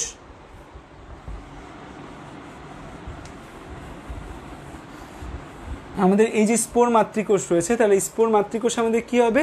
স্পোর মাতৃকোষ আমাদের ডিপ্লয়েড হবে। স্পোর মাতৃকোষ অবশ্যই আমাদের ডিপ্লয়েড, কারণ এ পর্যন্ত কোনো মায়োসিস ঘটেনি। এই যে স্পোর মাতৃকোষ থাকে, এই স্পোর মাতৃকোষগুলো আমাদের ডিপ্লয়েড হয়। এই ডিপ্লয়েড বা 2n যে স্পোর মাতৃকোষ রয়েছে, সেই স্পোর মাতৃকোষটা মায়োসিস প্রক্রিয়ায় বিভাজিত হয়। কোন প্রক্রিয়ায় বিভাজিত হয়? মায়োসিস প্রক্রিয়ায় বিভাজিত হয়। বিভাজিত হয়ে কী তৈরি করে? স্পোর তৈরি করে। যেহেতু মায়োসিস ঘটে যায়, সো স্পোর কী হয়? আমাদের হ্যাপ্লয়েড হয়। এখন দেখো মায়োসিস প্রক্রিয়ায় আমাদের একটা থেকে চারটা তৈরি হয়। সো স্পোর মাতৃকোষ যদি থাকে আমাদের 16টা স্পোর মাতৃকোষ থাকলে স্পোর কয়টা তৈরি হবে? 16 × 4 64টা স্পোর তৈরি হয়। তাহলে স্পোর যে তৈরি হচ্ছে, স্পোর মানে কিন্তু আমাদের যে কি স্পোর আমাদের হ্যাপ্লয়েড হচ্ছে। তো কখনো তুমি ধরো আমি বলছি যে স্পোরোফাইট মানে ডিপ্লয়েড, এটা বলছি, এখন তুমি যে জায়গায় স্পোর পাইলা তুমি চিৎকার দিয়ে ডিপ্লয়েড বসায় দিলা, সেটা কিন্তু হবে না। এই যে এখানে আমরা দেখতে পাচ্ছি এখানে যে শুধু স্পোর যে কথাটা, সেই স্পোর কথাটা আমাদের কেমন হচ্ছে? সেই স্পোর কথাটা আমাদের হ্যাপ্লয়েড হচ্ছে, কারণ এখানে অলরেডি কী ঘটে গেছে? মায়োসিস ঘটে গেছে। বাট স্পোর মাতৃকোষ টার্মিনোলজি যখন থাকবে তখন কিন্তু সেটা 2n বা সেটা ডিপ্লয়েড। স্পোরেঞ্জিয়াম টার্মিনোলজি যখন থাকবে তখনও কিন্তু সেটা 2n বা ডিপ্লয়েড। বাট সিঙ্গেল স্পোর কথাটা যখন থাকবে তখন সে হ্যাপ্লয়েড বা n। তাহলে এইখানে আমাদের মায়োসিস ঘটলো, মায়োসিস ঘটে আমাদের স্পোর তৈরি হলো। আমাদের এখানে বলা হয় 16টা স্পোর মাতৃকোষ থেকে, 16টা স্পোর মাতৃকোষ থেকে আমাদের স্পোর তৈরি হয়। 16টা স্পোর মাতৃকোষ থেকে আমাদের কী তৈরি হয়? স্পোর তৈরি হয়।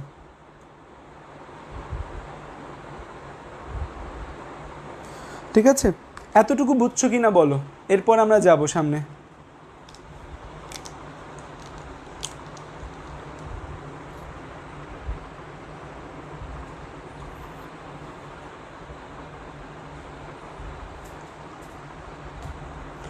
ও আচ্ছা, হ্যাঁ, এখন কি হয়, যখন এই স্পোরগুলা তৈরি হয়, যখন এই স্পোরগুলা তৈরি হয় তখন কি হবে, এই 16টা থেকে 64টা তৈরি হচ্ছে, তার মানে জায়গাগুলো বড় হতে থাকবে, জায়গা বড় হতে থাকবে, এই জায়গাটা বড় হবে, এই জায়গাগুলো যখন বড় হবে তখন কি হবে, এই অ্যানুলাসগুলোর মধ্যে টান খাবে, অ্যানুলাসগুলোর মধ্যে কি খাবে, টান খাবে।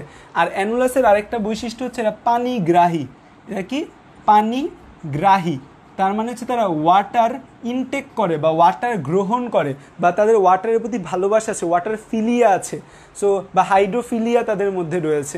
সো এরা পানিগ্রাহী হয়, তার মানে তারা পানি গ্রহণ করতে ভালোবাসে। তো যখন এই স্পোর মাতৃকোষ থেকে স্পোর তৈরি হয়, একে তো সংখ্যা বেড়ে গেল, দ্বিতীয়ত যেটা হবে যে আমাদের এইখানে পানিটা, এই স্পোর তৈরির সময় পানিগুলো সব ব্যবহার হয়ে যাবে, এখানে যে পানি আছে পানিগুলো সব ব্যবহার হয়ে যাবে। পানিগুলো যেহেতু আমাদের এখানে ব্যবহার হয়ে যায়, তাহলে অ্যানুলাসগুলো পানি পায় না, পানি যখন না পায় তখন তারা টান টান হয়ে যায়, পানির অভাবে তারা কি হয়, টান টান হয়ে যায়। কিন্তু টান টান হয়ে গেলে কিন্তু কি হয় না, যেটা ফেটে যায় না, কারণ কি পুরু হয়, অ্যানুলাসগুলো কি হয়, পুরু হয়। সো অ্যানুলাসগুলো পানির অভাবে টান টান হয়ে গেছে, এবং একই সাথে এই জায়গায় আমাদের স্পোর মাতৃকোষ থেকে স্পোর তৈরি হয়েছে, 16টা থেকে 64 হয়েছে, সংখ্যা বৃদ্ধি পাইছে, তো জায়গাটা বড় হবে। সো অ্যানুলাসটা টান টান খাবে, অ্যানুলাসে যখন টান টান খাবে অ্যানুলাসের কিছু হবে না, কারণ অ্যানুলাস পুরু এবং কিউটিকাল নির্মিত। ঝামেলা কার হবে, স্টমিয়াম, যে পাতলা ছিল সেই রকম মুখের মতো একটা ওপেনিং তৈরি করবে, এই জন্য আমরা তাকে স্টমা বা মুখ বলি। এই যে মুখের মতো যে ওপেনিং তৈরি হবে, সেই মুখের মতো ওপেনিং দ্বারা আমাদের যে স্পোরগুলা তৈরি হয়েছিল, আমাদের যে স্পোরগুলা তৈরি হবে, সেই স্পোরগুলা কি হতে থাকে, স্পোরগুলা বের হয়ে যায়, স্পোরগুলা কি হয়, বের হয়ে যায়। তাহলে এই অ্যানুলাসের টানের কারণে এখন কি হয়, এই অ্যানুলাস কি ছেড়ে দেয় বা টান দেওয়া ছেড়ে দিবে, অ্যানুলাস কি করবে, অ্যানুলাস আমাদের ক্রমাগত এরকম টান টান করতে থাকবে, মানে কি এই পুরো জিনিসটাকে ঝাক্কাইতে থাকবে। এই যে অ্যানুলাস পুরো জিনিসটাকে ঝাক্কায়, যে অ্যানুলাসের তো কিছু হবে না যতক্ষণ এরা বের না হয়ে যাবে, এই জায়গাটা যতক্ষণ খালি না হবে, কারণ এই জায়গাটা ভরে গেছে অনেক, সো অ্যানুলাস টান টান খাচ্ছে। সো এরা কি এরকম ঝাঁকায় ঝাঁকায় ঝাঁকায় ঝাঁকায়, অ্যানুলাসের টানের কারণে ঝাঁকায় ঝাঁকায় এই স্পোরগুলা বের হচ্ছে। সো ও যত ঝাঁকাবে তো স্পোরগুলা এদিক ওদিক ছড়ায় যাবে না। সো এই অ্যানুলাসের কারণে কিন্তু আমাদের স্পোরগুলো এদিক ছড়ায় যায়, কারণ স্টমিয়াম অলরেডি ফেটে গেছে, স্টমিয়াম বলতে আর কিছু নাই। তো এই অ্যানুলাসগুলো পানির অভাবে প্লাস এই জায়গাটা অনেক বড় হয়ে গেছে, এটা টান টান খাচ্ছে ভাবে, টান টান টান টান ঝাঁকাচ্ছে, সেটা যখন ঝাঁকাবে তখন স্পোরগুলা বের হয়ে যাবে, তখন স্পোরগুলা কী হবে, বের হয়ে যাবে। এই যে স্পোরগুলা বের হয়ে যাবে, এই স্পোরগুলা এদিক ওদিক ছড়ায় যাবে, স্পোরগুলা কী হবে, এদিক ওদিক ছড়ায় যাবে। সো এই হচ্ছে আমাদের যে এখানে মেইন যে ব্যাপারটা, সেটা হচ্ছে স্পোরগুলা এদিক ওদিক ছড়িয়ে যায়। এই যে স্পোরগুলো এদিক ওদিক ছড়িয়ে যাচ্ছে, ছড়িয়ে যাওয়ার কারণ কি, এই অ্যানুলাসের টান টান ভাব, এর ফলে স্পোরগুলো এদিক ওদিক ছড়ায় যায়, এবং স্পোরগুলো যেখানে পড়ে সেখানে আমাদের পরবর্তী মেকানিজম ঘটা শুরু হবে, সেটা আমরা পড়ব ব্রেকের পর। বুঝতে পারছো যে আমাদের যে স্পোর রয়েছে, তো আমরা দেখতে পাচ্ছি আমাদের এখান থেকে যে রেণু চতুষ্টয় ছিল, স্পোর মাতৃকোষ ছিল, এটা মায়োসিস বিভাজনের মাধ্যমে এই ডিপ্লয়েড সেলটা হ্যাপ্লয়েডে তৈরি হয়েছে। এই যে স্পোর, এই স্পোরটা মাইটোসিস প্রক্রিয়ায় বারবার বিভাজিত হয়। তো স্পোর তো এরকম একটা গঠন, এরকম একটা গঠন, সেটা মাইটোসিস প্রক্রিয়ায় বারবার বিভাজিত হয়।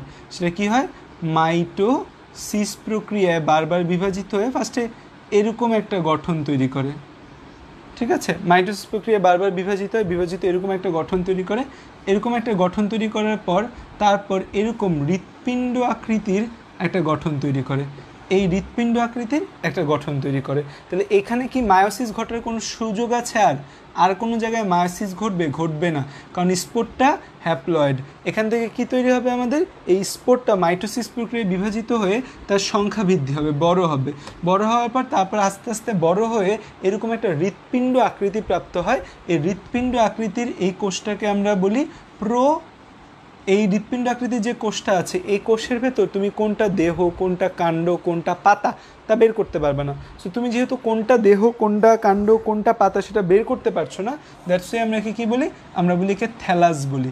এবং এই থ্যালাসটা একবারে আদি একটা থ্যালাস, বা গঠনটা একদম খুব সুন্দর আদি একটা গঠন, এই জন্য আমরা কি বলি, প্রোথ্যালাস বলি। আমরা এই জন্য কি বলি, প্রোথ্যালাস বলি এই গঠনটাকে। এবং এটা হৃৎপিণ্ড আকৃতির একটা প্রোথ্যালাস। তাহলে এটা দেখো স্পোর, এই স্পোর থেকে আমাদের এই প্রোথ্যালাস তৈরি হয়। তাহলে এটাকে হ্যাপ্লয়েড না ডিপ্লয়েড হবে আমাকে বলো তো? এই যে প্রোথ্যালাস যে হবে, এই প্রোথ্যালাস কি হ্যাপ্লয়েড হবে না ডিপ্লয়েড হবে? প্রোথ্যালাস হ্যাপ্লয়েড না ডিপ্লয়েড, দেখো তো, প্রোথ্যালাস হ্যাপ্লয়েড না ডিপ্লয়েড বলো, প্রোথ্যালাস হ্যাপ্লয়েড না ডিপ্লয়েড? হ্যাপ্লয়েড। প্রোথেলাস কী হবে? প্রোথেলাস আমাদের হ্যাপ্লয়েড হবে, তাই না? ওকে, সো এই জন্য আমরা বলতে পারি কি গ্যামেটোফাইট বলতে পারি। প্রোথেলাসকে আমরা কী বলতে পারি? গ্যামেটোফাইট। তো পরীক্ষার মধ্যে আসে গ্যামেটোফাইটের প্রথম কোষ। সো প্রোথেলাস আমাদের একটা গ্যামেটোফাইট, বা প্রোথেলাসকে আমরা কী বলি? গ্যামেটোফাইটের প্রথম কোষ। তাই প্রোথেলাস আমাদের এই গ্যামেটোফাইটের প্রথম কোষ, বা prothallus is a gametophyte. So প্রোথেলাসকে আমরা কী বলতে পারি? এই গ্যামেটোফাইটের প্রথম কোষকে আমরা কী বলি? প্রোথেলাস বলি, ঠিক আছে? সো প্রোথেলাসটা একটা হ্যাপ্লয়েড, একে আমরা কী বলতে পারি? একে আমরা গ্যামেটোফাইট বলতে পারি। এবার আসো এই প্রোথেলাস নিয়ে আমরা বিস্তারিত একটা ছবি আঁকবো, এবং প্রোথেলাসের ছবিটা আমাদের এইচএসসি পরীক্ষার জন্য ভেরি ভেরি ইম্পর্টেন্ট একটা ছবি।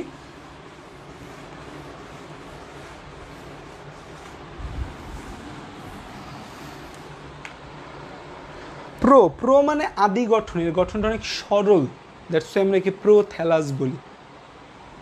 সো আমরা প্রোথেলাসের একটা গঠন শিখব। প্রোথেলাসটা আমাদের হৃৎপিণ্ড আকৃতির বলা আছে বই অনুযায়ী, বইয়ে বলা আছে প্রোথেলাসটা আমাদের কী আকৃতির? হৃৎপিণ্ড আকৃতি বা হার্ট শেপ। এটা আমাদের কি একটা প্রোথ্যালাস।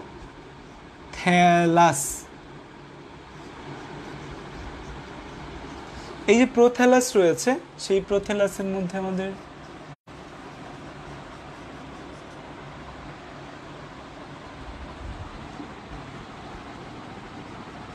প্রোথেলাস, এই প্রোথেলাসের মধ্যে এরকম একটা নিচু জায়গা থাকে, এটাকে আমরা বলি অগ্রস্থ খাঁজ বা এপিক্যাল নচ। একে আমরা বলি অগ্রস্থ খাঁজ বা এপিক্যাল নচ।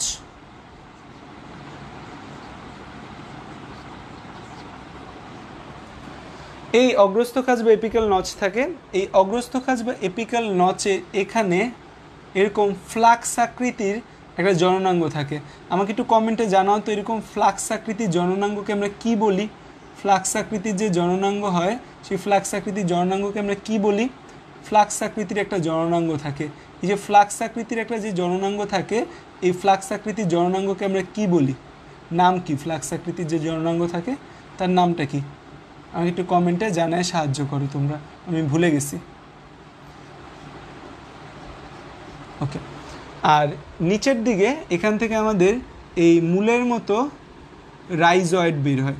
মূলের মতো এই যে অংশগুলো, এগুলো কী বলি? রাইজয়েড। খেয়াল করো, টেরিসের যে কাণ্ড, টেরিসের কাণ্ডকে আমরা কী বলছি? রাইজোম। আর এই যেখানে মূলের মতো যে অংশগুলো বের হয় তাদেরকে আমরা কী বলি? রাইজয়েড। এই রাইজয়েডটা মূলের মতো একটা অংশ, এবং এটা হচ্ছে কি করে? মাটিতে ধরে রাখতে সাহায্য করে। আমাদের এই থ্যালাসটা মূল কাণ্ড কোনো পাতা নেই, মাটি থেকে তো খাবার টাবার খেতে হবে, তো এটাকে আমরা কী বলি? এটাকে আমরা রাইজয়েড বলি। এটাকে আমরা কী বলি? রাইজয়েড বলি। এটাকে আমরা কী বলি? রাইজয়েড বলি। এই রাইজয়েডটা যেখানে, সেখানে এরকম গোলাকৃতির কিছু কোষ থাকে, এবং মাথায় রাখবা এই ফ্লাক্স আকৃতির কোষ যতটা থাকবে, গোলাকৃতির কোষ মাস্ট বি ডাবল দিতে হবে। গোলাকৃতির কোষ তুমি অবশ্যই কয়টা দিবা? গোলাকৃতির কোষ অবশ্যই তুমি ডাবল দিবা। গোলাকৃতির কোষ অবশ্যই তুমি কয়টা দিবা? ডাবল দিবা। এই গোলাকৃতির কোষগুলো অবশ্যই তুমি কয়টা দিবা? ডাবল দিবা।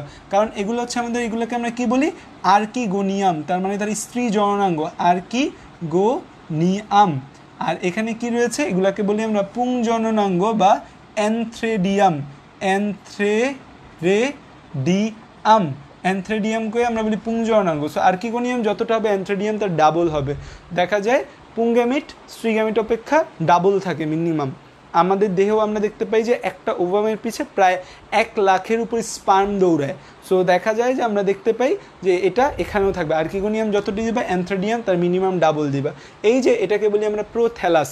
এই প্রোথ্যালাস থেকে কিছু কথা আছে, তারা স্বতন্ত্র, যে তারা নিজে স্বতন্ত্র, তারা নিজেরা নিজেদের বাঁচায় রাখতে পারেন, তারা স্বভোজী, তারা খাবারের জন্য অন্যের উপর নির্ভরশীল নয়, নিজেই খাবার তৈরি করতে পারে। তার মানে স্বভোজী হইতে গেলে অবশ্যই তাকে কী যুক্ত হইতে হবে? ক্লোরোফিল যুক্ত হইতে হবে। কী যুক্ত হইতে হবে? ক্লোরোফিল যুক্ত হতে হবে। তাদের কী হতে হবে? অবশ্যই ক্লোরোফিল যুক্ত হতে হবে, এবং তারা নিজের খাবার নিজে তৈরি করতে পারে। এরা কেমন? আমাদের বহুকোষী হয়, একটা কোষ না, অনেকগুলা কোষ মিলে তৈরি। তাদের মধ্যে দেখো আর্কিগোনিয়াম এবং অ্যানথ্রেডিয়াম একসাথে থাকে, এই জন্য আমরা এদেরকে কী বলতে পারি? সহবাসী বলতে পারি। এই জন্য আমরা এদের কী বলতে পারি? সহবাসীও বলা যায়। এদেরকে আমরা কী বলতে পারি? সহবাসী বলতে পারি। এবং এরা কি? এরা হচ্ছে আমাদের থ্যালায়েড। এদের দেহকে আমি মূল কাণ্ড পাতায় ভাগ করতে পারি না। এদের দেহকে আমি মূল কাণ্ড পাতায় ভাগ করতে পারবো না। ঠিক আছে, তাহলে এবং এদের বর্ণ কেমন হবে, এদের বর্ণ হবে আমাদের সবুজ।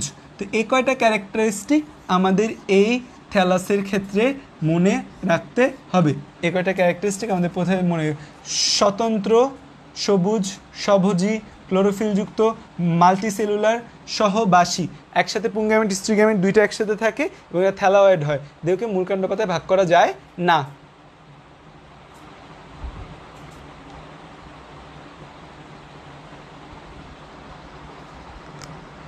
ঠিক আছে,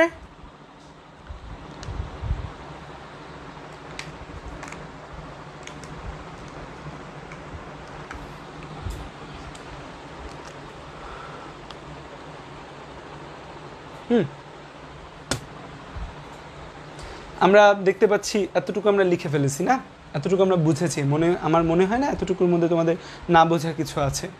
ওকে, আমি এই জায়গাটা মুছলাম, আমি এই জায়গার কথাবার্তাগুলো মুছি, ঠিক আছে। তা আমি জানি উপরটা আর্কিগোনিয়াম, এই জায়গাটা হচ্ছে অ্যান্থ্রিডিয়াম। সহবাসী, আচ্ছা স্বতন্ত্র, স্বতন্ত্র মানে হচ্ছে যে স্বতন্ত্র দল।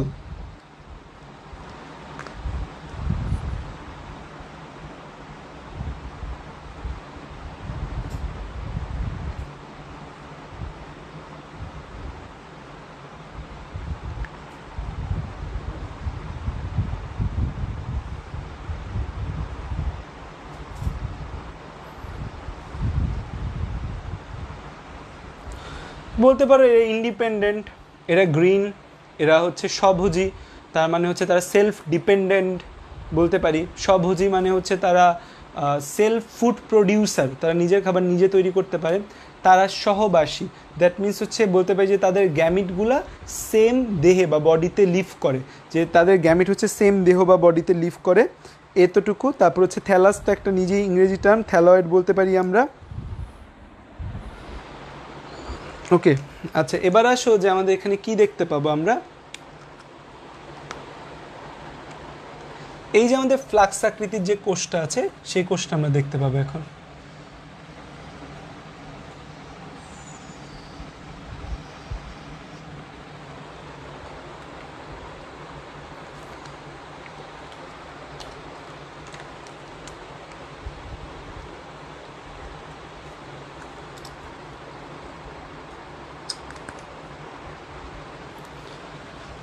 তো আমরা এখানে কি দেখতে পাই, আমরা দেখতে পাই যে এখানে আমাদের একটা সেল থাকে, এরকম একটা সেল।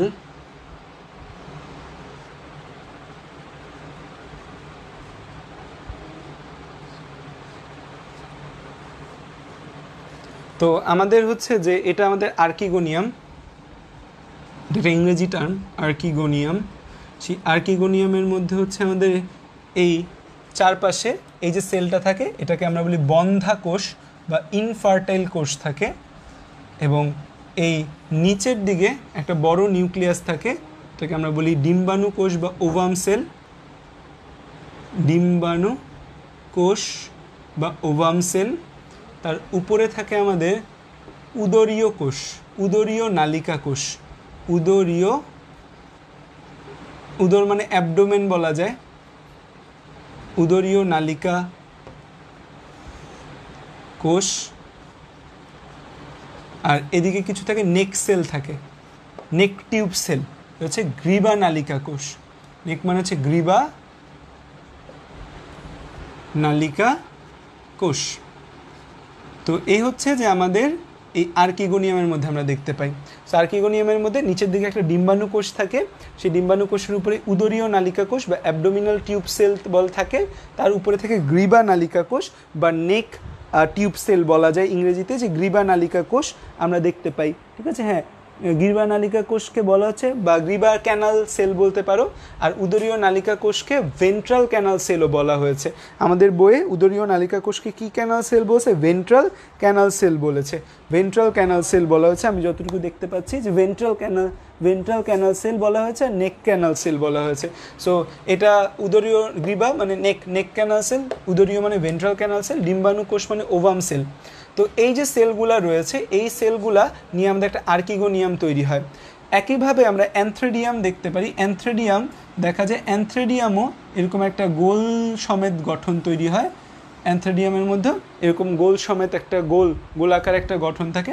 অ্যানথ্রেডিয়ামের চারপাশেও এরকম বন্ধা কোষ বা ইনফার্টাইল সেলের একটা লেয়ার থাকে। অ্যানথ্রেডিয়ামের চারপাশেও এরকম একটা ইনফার্টাইল সেলের লেয়ার থাকে অ্যানথ্রেডিয়ামের চারপাশে। অ্যানথ্রেডিয়ামের চারপাশে এই যে কোষগুলা, এই কোষগুলাকে আমাদের বলা হয় বলয় বা রিং সেল, বলয় কোষ। আর এই যে সেলটা, এটাকে বলে ঢাকনা কোষ বা কভার সেল। ঢাকনা কোষের ইংরেজি কি? Cover sell. আর বলয় কোষের ইংরেজি কি? বলয় কোষের ইংরেজি সে রিং সেল থাকে। এই রিং সেলের মাঝখানে আমাদের এই ভেতরে এরকম গোল গোল থাকে হচ্ছে শুক্রাণু মাতৃকোষ। গোল গোল এই কোষগুলোকে আমরা কি বলি? এই কোষগুলোকে বলি আমরা শুক্রাণু মাতৃকোষ। এই কোষগুলোকে আমরা কি বলি? এই কোষগুলোকে আমরা বলি শুক্রাণু মাতৃকোষ। শুক্রাণু মাতৃকোষ বা অ্যান্ড্রোসাইট। অ্যান্ড্রোসাইট। এখন একটা জিনিস তোমরা একটু মাথায় ঢোকাও যে আমাদের প্রোথেলাস কিন্তু হ্যাপ্লয়েড। প্রোথেলাস কি? হ্যাপ্লয়েড। তাহলে প্রোথেলাস থেকে যে আর্কিগোনিয়াম হবে, আর্কিগোনিয়ামও হ্যাপ্লয়েড।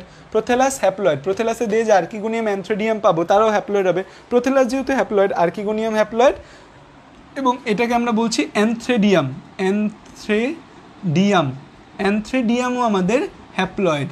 তাহলে এই যে শুক্রাণু মাতৃকোষ যে আমি টার্মিনোলজিটা ব্যবহার করলাম, শুক্রাণু মাতৃকোষ কি আমাদের ডিপ্লয়েড হতে পারে? শুক্রাণু মাতৃকোষ আমাদের ডিপ্লয়েড হবে না হ্যাপ্লয়েড হবে? শুক্রাণু মাতৃকোষ আমাদের হ্যাপ্লয়েডই হবে। শুক্রাণু মাতৃকোষ বা অ্যান্ড্রোসাইটের পরিমাণ আমাদের থাকে 20 থেকে 50টা। কয়টা থাকে? 20 থেকে 50টা আমাদের অ্যান্ড্রোসাইট তৈরি হয়। তাহলে আমাদের এখানে আছে আর্কিগোনিয়াম, এখানে আছে আমাদের অ্যানথ্রেডিয়াম।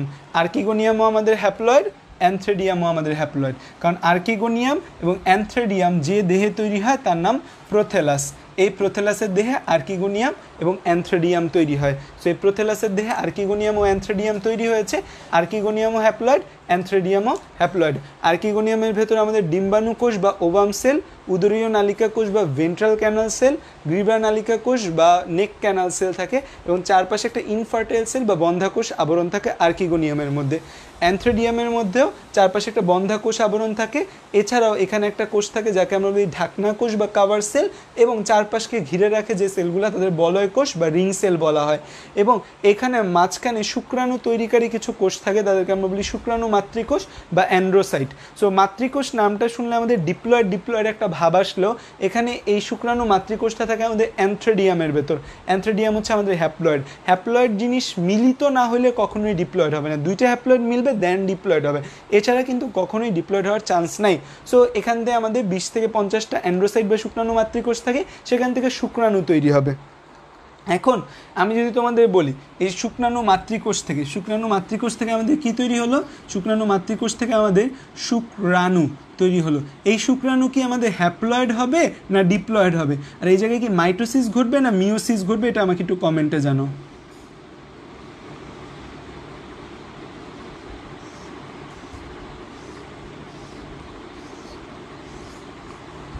এই যে শুক্রাণু হবে, এই শুক্রাণুটি কি হ্যাপ্লয়েড অর ডিপ্লয়েড?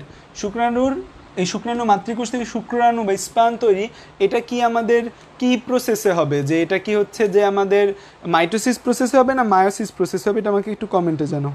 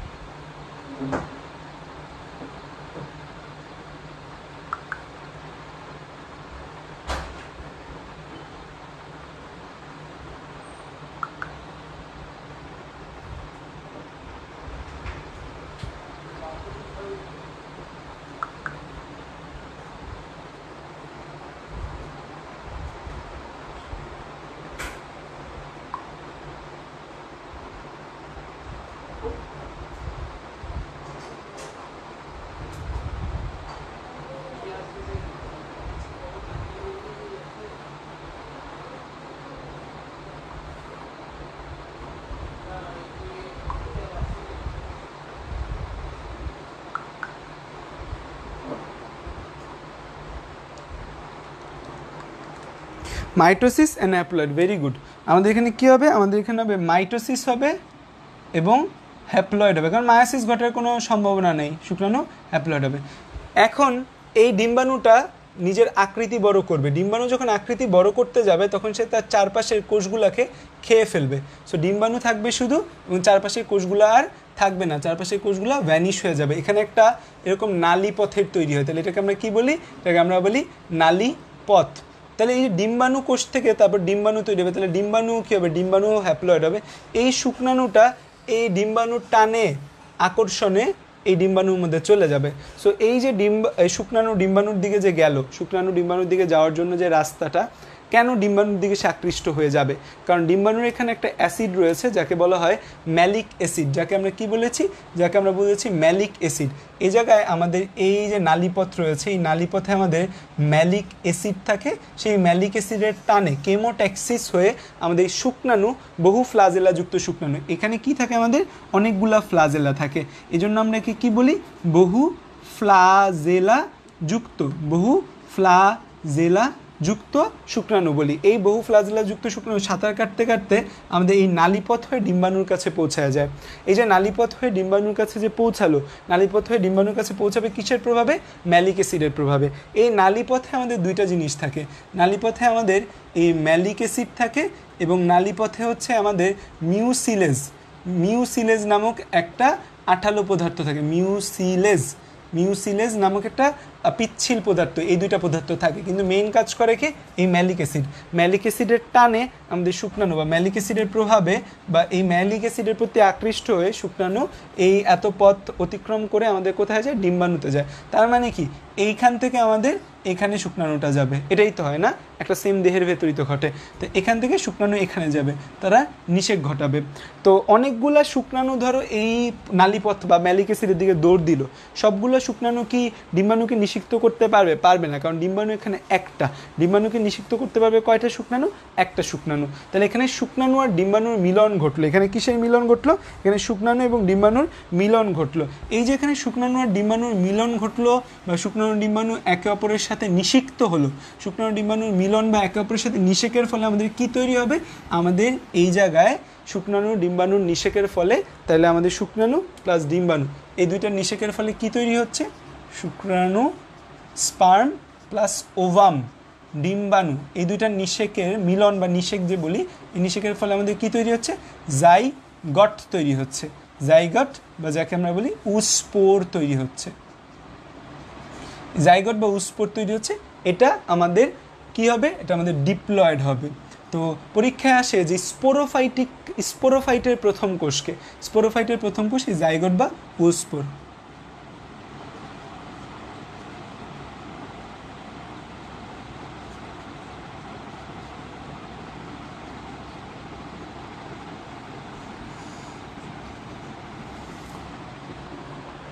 স্পোরোফাইটের প্রথম কোষকে, স্পোরোফাইটের প্রথম কোষ হচ্ছে আমাদের উস্পোর। স্পোরোফাইটের প্রথম কোষকে, স্পোরোফাইটের প্রথম কোষ হচ্ছে জাইগট বা উস্পোর।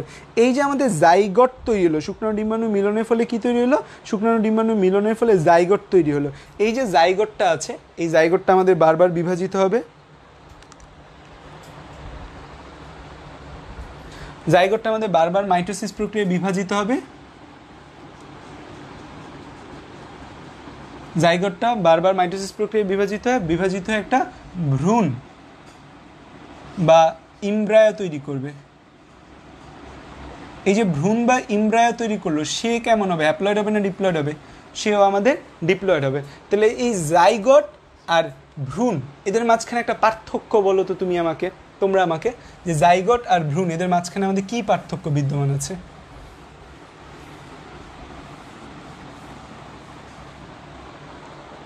জাইগট আর ভ্রূণ তাদের মধ্যে কী পার্থক্য বলা যায়,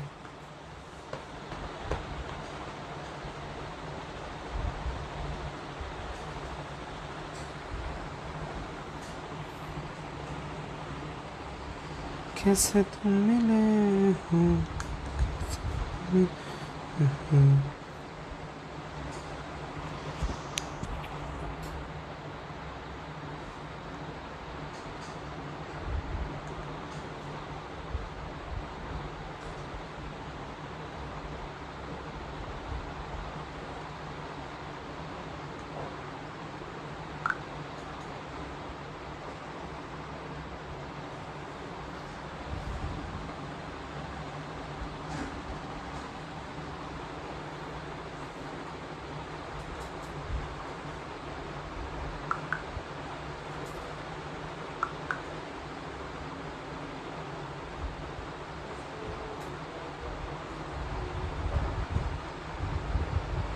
ইয়েস, যেহেতু মাইটোসিস হয়েছে দ্যাট মিন্স এটা আমাদের এককোষী হবে আর এটা আমাদের বহুকোষী, ইউনিসেলুলার অ্যান্ড মাল্টিসেলুলার। এই যে আমাদের বহুকোষী ভ্রূণ বা ইমব্রায়ো রয়েছে, এটা প্রথম আমাদের একটা উদ্ভিদ তৈরি করবে এরকম।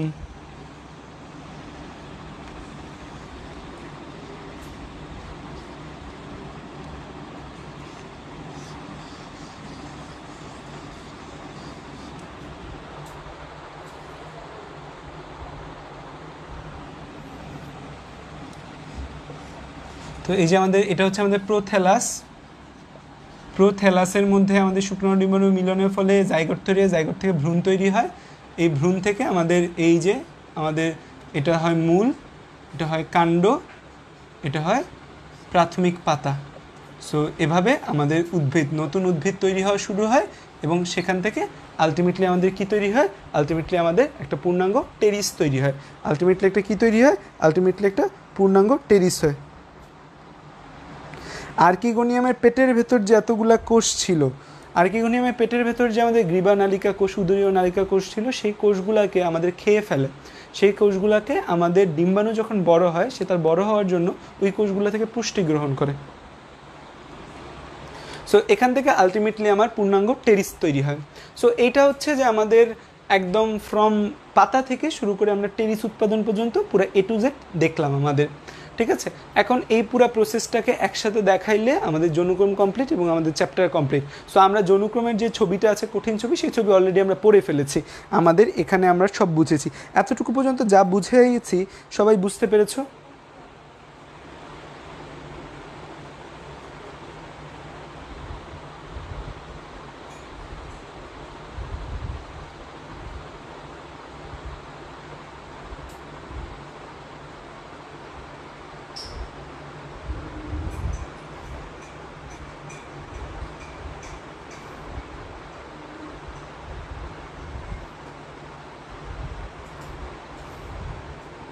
ওকে, সো এখন দেখো যে যৌনক্রম,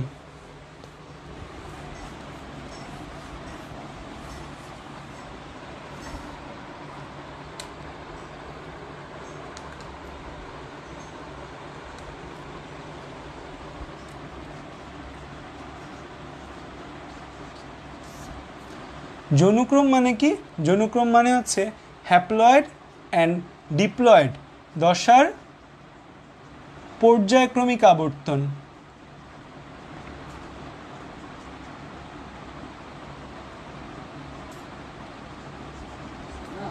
হ্যাঁ কি মা, রাখো। পর্যায়ক্রমিক আবর্তনকে আমরা যৌনক্রম বলি। সো যৌনক্রম আমাদের দুই টাইপের হতে পারে। এক জায়গায় আমাদের হ্যাপ্লয়েড দশা ডিপ্লয়েড দশা সমান হতে পারে, আবার হতে পারে হ্যাপ্লয়েড এবং ডিপ্লয়েড দশা সমান না। তো হ্যাপ্লয়েড এবং ডিপ্লয়েড দশা যদি সমান হয় তাহলে সেটাকে আমরা বলি হ্যাপ্লো ডিপ্লো বায়োন্টিক যৌনক্রম। হ্যাপ্লো ডিপ্লো বায়োন্টিক যৌনক্রম। যৌনক্রমের ইংরেজি হচ্ছে আল্টারেশন অফ দ্য জেনারেশন। যৌনক্রম ইংরেজি হচ্ছে আল্টারেশন অফ দ্য জেনারেশন। যৌনক্রম ইংরেজি কি? আল্টারেশন অফ দ্য জেনারেশন। আমাদের যে জেনারেশন বা হ্যাপ্লয়েড ডিপ্লয়েড দশা রয়েছে, সেই হ্যাপ্লয়েড ডিপ্লয়েড দশার আমাদের যে পর্যায়ক্রমিক আবর্তন, ঠিক আছে, সেটাকে আমরা কি বলি? হ্যাপ্লো, আমরা বলি হচ্ছে যৌনক্রম বলে। হ্যাপ্লো,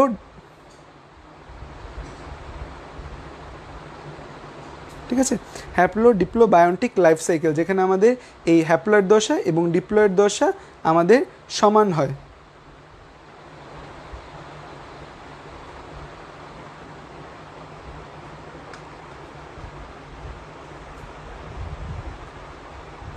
এই হ্যাপ্লোডিপ্লয়েন্টিক যৌনক্রমটা আমরা দেখতে পাই শৈবালে, দেখতে পাই ছত্রাকে, দেখতে পাই শৈবাল ও কিছু ছত্রাকে আমরা এই হ্যাপ্লোডিপ্লয়েন্টিক যে যৌনক্রম আছে সেটা দেখতে পাই। এই যে আমাদের দশা, এই যে আমাদের যদি হ্যাপ্লয়েড আর ডিপ্লয়েড সমান না হয় তখন আমরা তাকে কি বলি? হেটারোমরফিক যৌনক্রম। তখন আমরা সেই যৌনক্রমটাকে কি বলি? হেটারোমরফিক যৌনক্রম। হেটারো মানে কি? হেটারো মানে haploid not equal to diploid. Morphic মানে কি? মরফোলজিও আমাদের সেম না। Morphology is not same, morphology আমাদের সেম না। তখন আমরা সেই যৌনক্রমকে কি বলি, হেটারোমরফিক যৌনক্রম। সো হেটারোমরফিক যৌনক্রমটা কোয়াইট লাইক এমন, যে এমন হতে পারে যে হ্যাপ্লয়েড দশা ডিপ্লয়েড দশা থেকে বড়, এমন হতে পারে ডিপ্লয়েড দশা হ্যাপ্লয়েড দশা থেকে বড়। সো এমন হতে পারে যে হ্যাপ্লয়েড দশা আমাদের বড়, এমন হতে পারে আমাদের ডিপ্লয়েড দশা বড়। সো হ্যাপ্লয়েড দশা যদি আমাদের বড় হয়,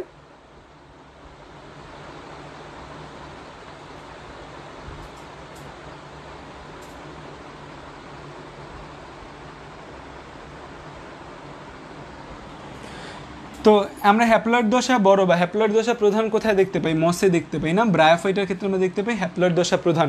মানুষের ক্ষেত্রে হ্যাপ্লয়েড দশা প্রধান আমরা দেখতে পাই। ডিপ্লয়েড দশা প্রধান আমরা কোথায় দেখতে পাই, ফার্নে দেখতে পাই। আমরা যত উন্নত উদ্ভিদ রয়েছে সেই উন্নত উদ্ভিদে আমরা দেখতে পাই ডিপ্লয়েড দশা প্রধান।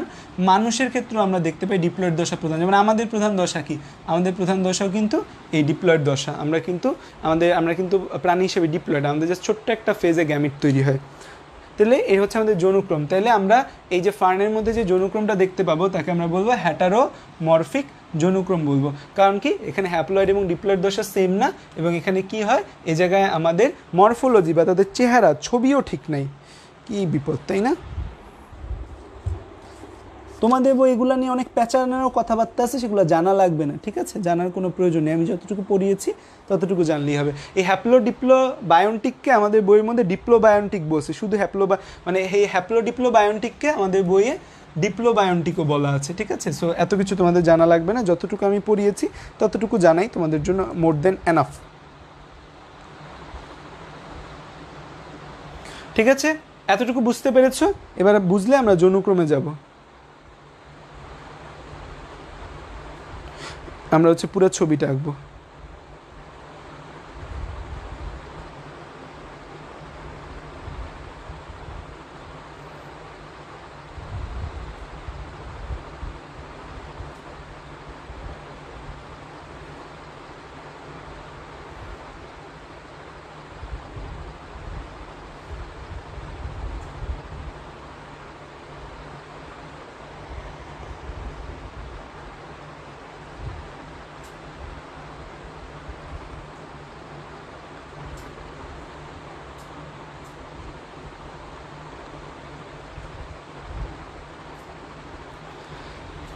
হ্যাঁ বলতে পারো হ্যাপ্লোবায়োন্টিক ডিপ্লোবায়োন্টিক বলো, এরকম হ্যাপ্লোবায়োন্টিক ডিপ্লোবায়োন্টিক বলতে সেভাবে নেই। হ্যাপ্লোবায়োন্টিক ডিপ্লোবায়োন্টিক বলতে এই জিনিসগুলো আর পেঁচানো লাগবে না, পেঁচাইলে এই জিনিস পেঁচায় যাবে, ঠিক আছে? এটা আরও ভালোভাবে, এটা যত পেঁচাবা তত এ পেঁচাবে। আচ্ছা এবার আসো যে আমরা আমাদের পুরো যৌনক্রমের ছবিটা ছোট করে আঁকবো, ঠিক আছে? তো এখানে হচ্ছে যে আমাদের এই প্রোথ্যালাসটা আমরা আঁকলাম। প্রোথ্যালাসের নিচের দিকে এরকম রাইজয়েড ছিল, রাইজয়েডগুলো দিলাম। উপরের দিকে এরকম ফ্লাক্স আকৃতির কিছু সেল আছে। এই ফ্লাক্স আকৃতির যে সেলগুলো রয়েছে, ফ্লাক্স আকৃতির সেলগুলোকে আমরা আর্কিগোনিয়াম বলি। এবং এখানে আমাদের কি রয়েছে, এখানে আমাদের অ্যানথ্রেডিয়াম রয়েছে। আর্কিগোনিয়াম, অ্যানথ্রেডিয়াম, এই দুটো ব্যাপার রয়েছে আমাদের। এখান থেকে আমরা একটু জুম ইন করে এই আর্কিগোনিয়ামটাকে বের করে নিলাম। আর্কিগোনিয়ামের চারপাশে এরকম নানা কিসিমের ছোট ছোট কোষ ছিল, এবং মাঝখানে একটা ডিম্বাণু কোষ ছিল, এবং ডিম্বাণু নালিকা কোষ বা ডিম্বাণু কোষ ছাড়াও বাইরে আরও কোষ ছিল। আর এই অ্যানথ্রেডিয়ামকে যদি আমি একটু জুম ইন করে নিই, অ্যানথ্রেডিয়ামকে জুম ইন করে নিলে আমাদের এরকম একটা কোষ আসবে, যার ভেতর এরকম অ্যানথ্রোসাইট শুক্রাণু মাতৃকোষ আছে। তো এখান থেকে আমাদের কি তৈরি হবে, এখান থেকে আমাদের শুক্রাণু তৈরি হবে, এরকম বহু ফ্লাজেলাযুক্ত শুক্রাণু। আর এখান থেকে আমাদের কি আসবে, এখান থেকে আসবে এরকম একটা গঠন।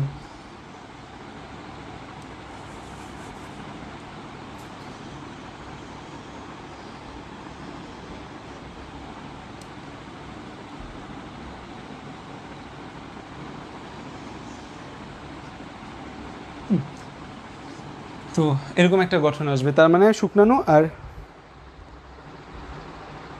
মসে কেন n to n থেকে বড়?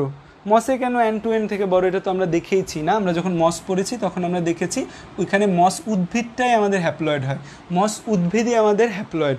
সো উদ্ভিদ যা হবে সেই প্রসেসটাই বড় হবে, মস উদ্ভিদই আমাদের হ্যাপ্লয়েড, মস উদ্ভিদটাই আমাদের হ্যাপ্লয়েড ছিল বা গ্যামেটোফাইট ছিল, সো সেখানে গ্যামেটোফাইট দশটা বড় হবে। তো এখানে শুক্রাণু ডিম্বাণুর মিলন ঘটেছে, শুক্রাণু ডিম্বাণুর মিলন বা নিষেক ঘটবে, তাহলে আমাদের এটাকে আমরা কি বলবো, এটা আচ্ছা এটাকে আর্কিগোনিয়াম, এটাকে অ্যানথ্রেডিয়াম, অ্যানথ্রেডিয়াম, এটাকে আমরা বলি আর্কিগোনিয়াম,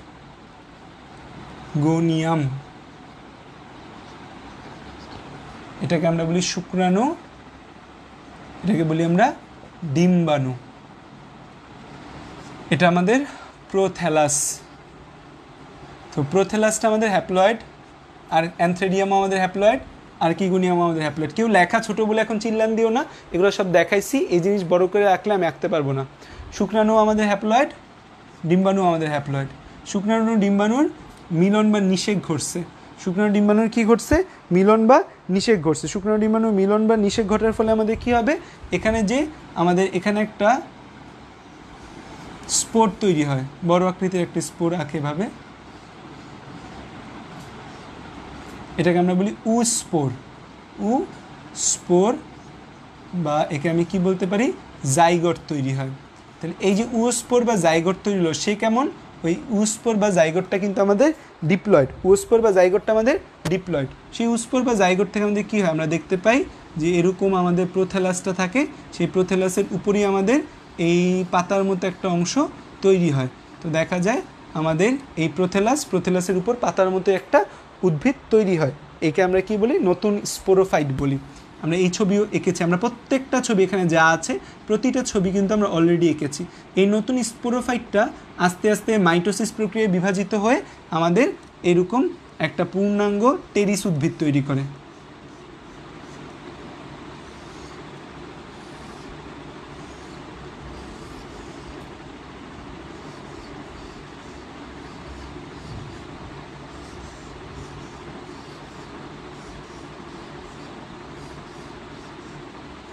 তো পূর্ণাঙ্গ একটা টেরিস উদ্ভিদ তৈরি করে, ঠিক আছে, আমার আর এনার্জি নেই সুন্দর করে আঁকার মতো।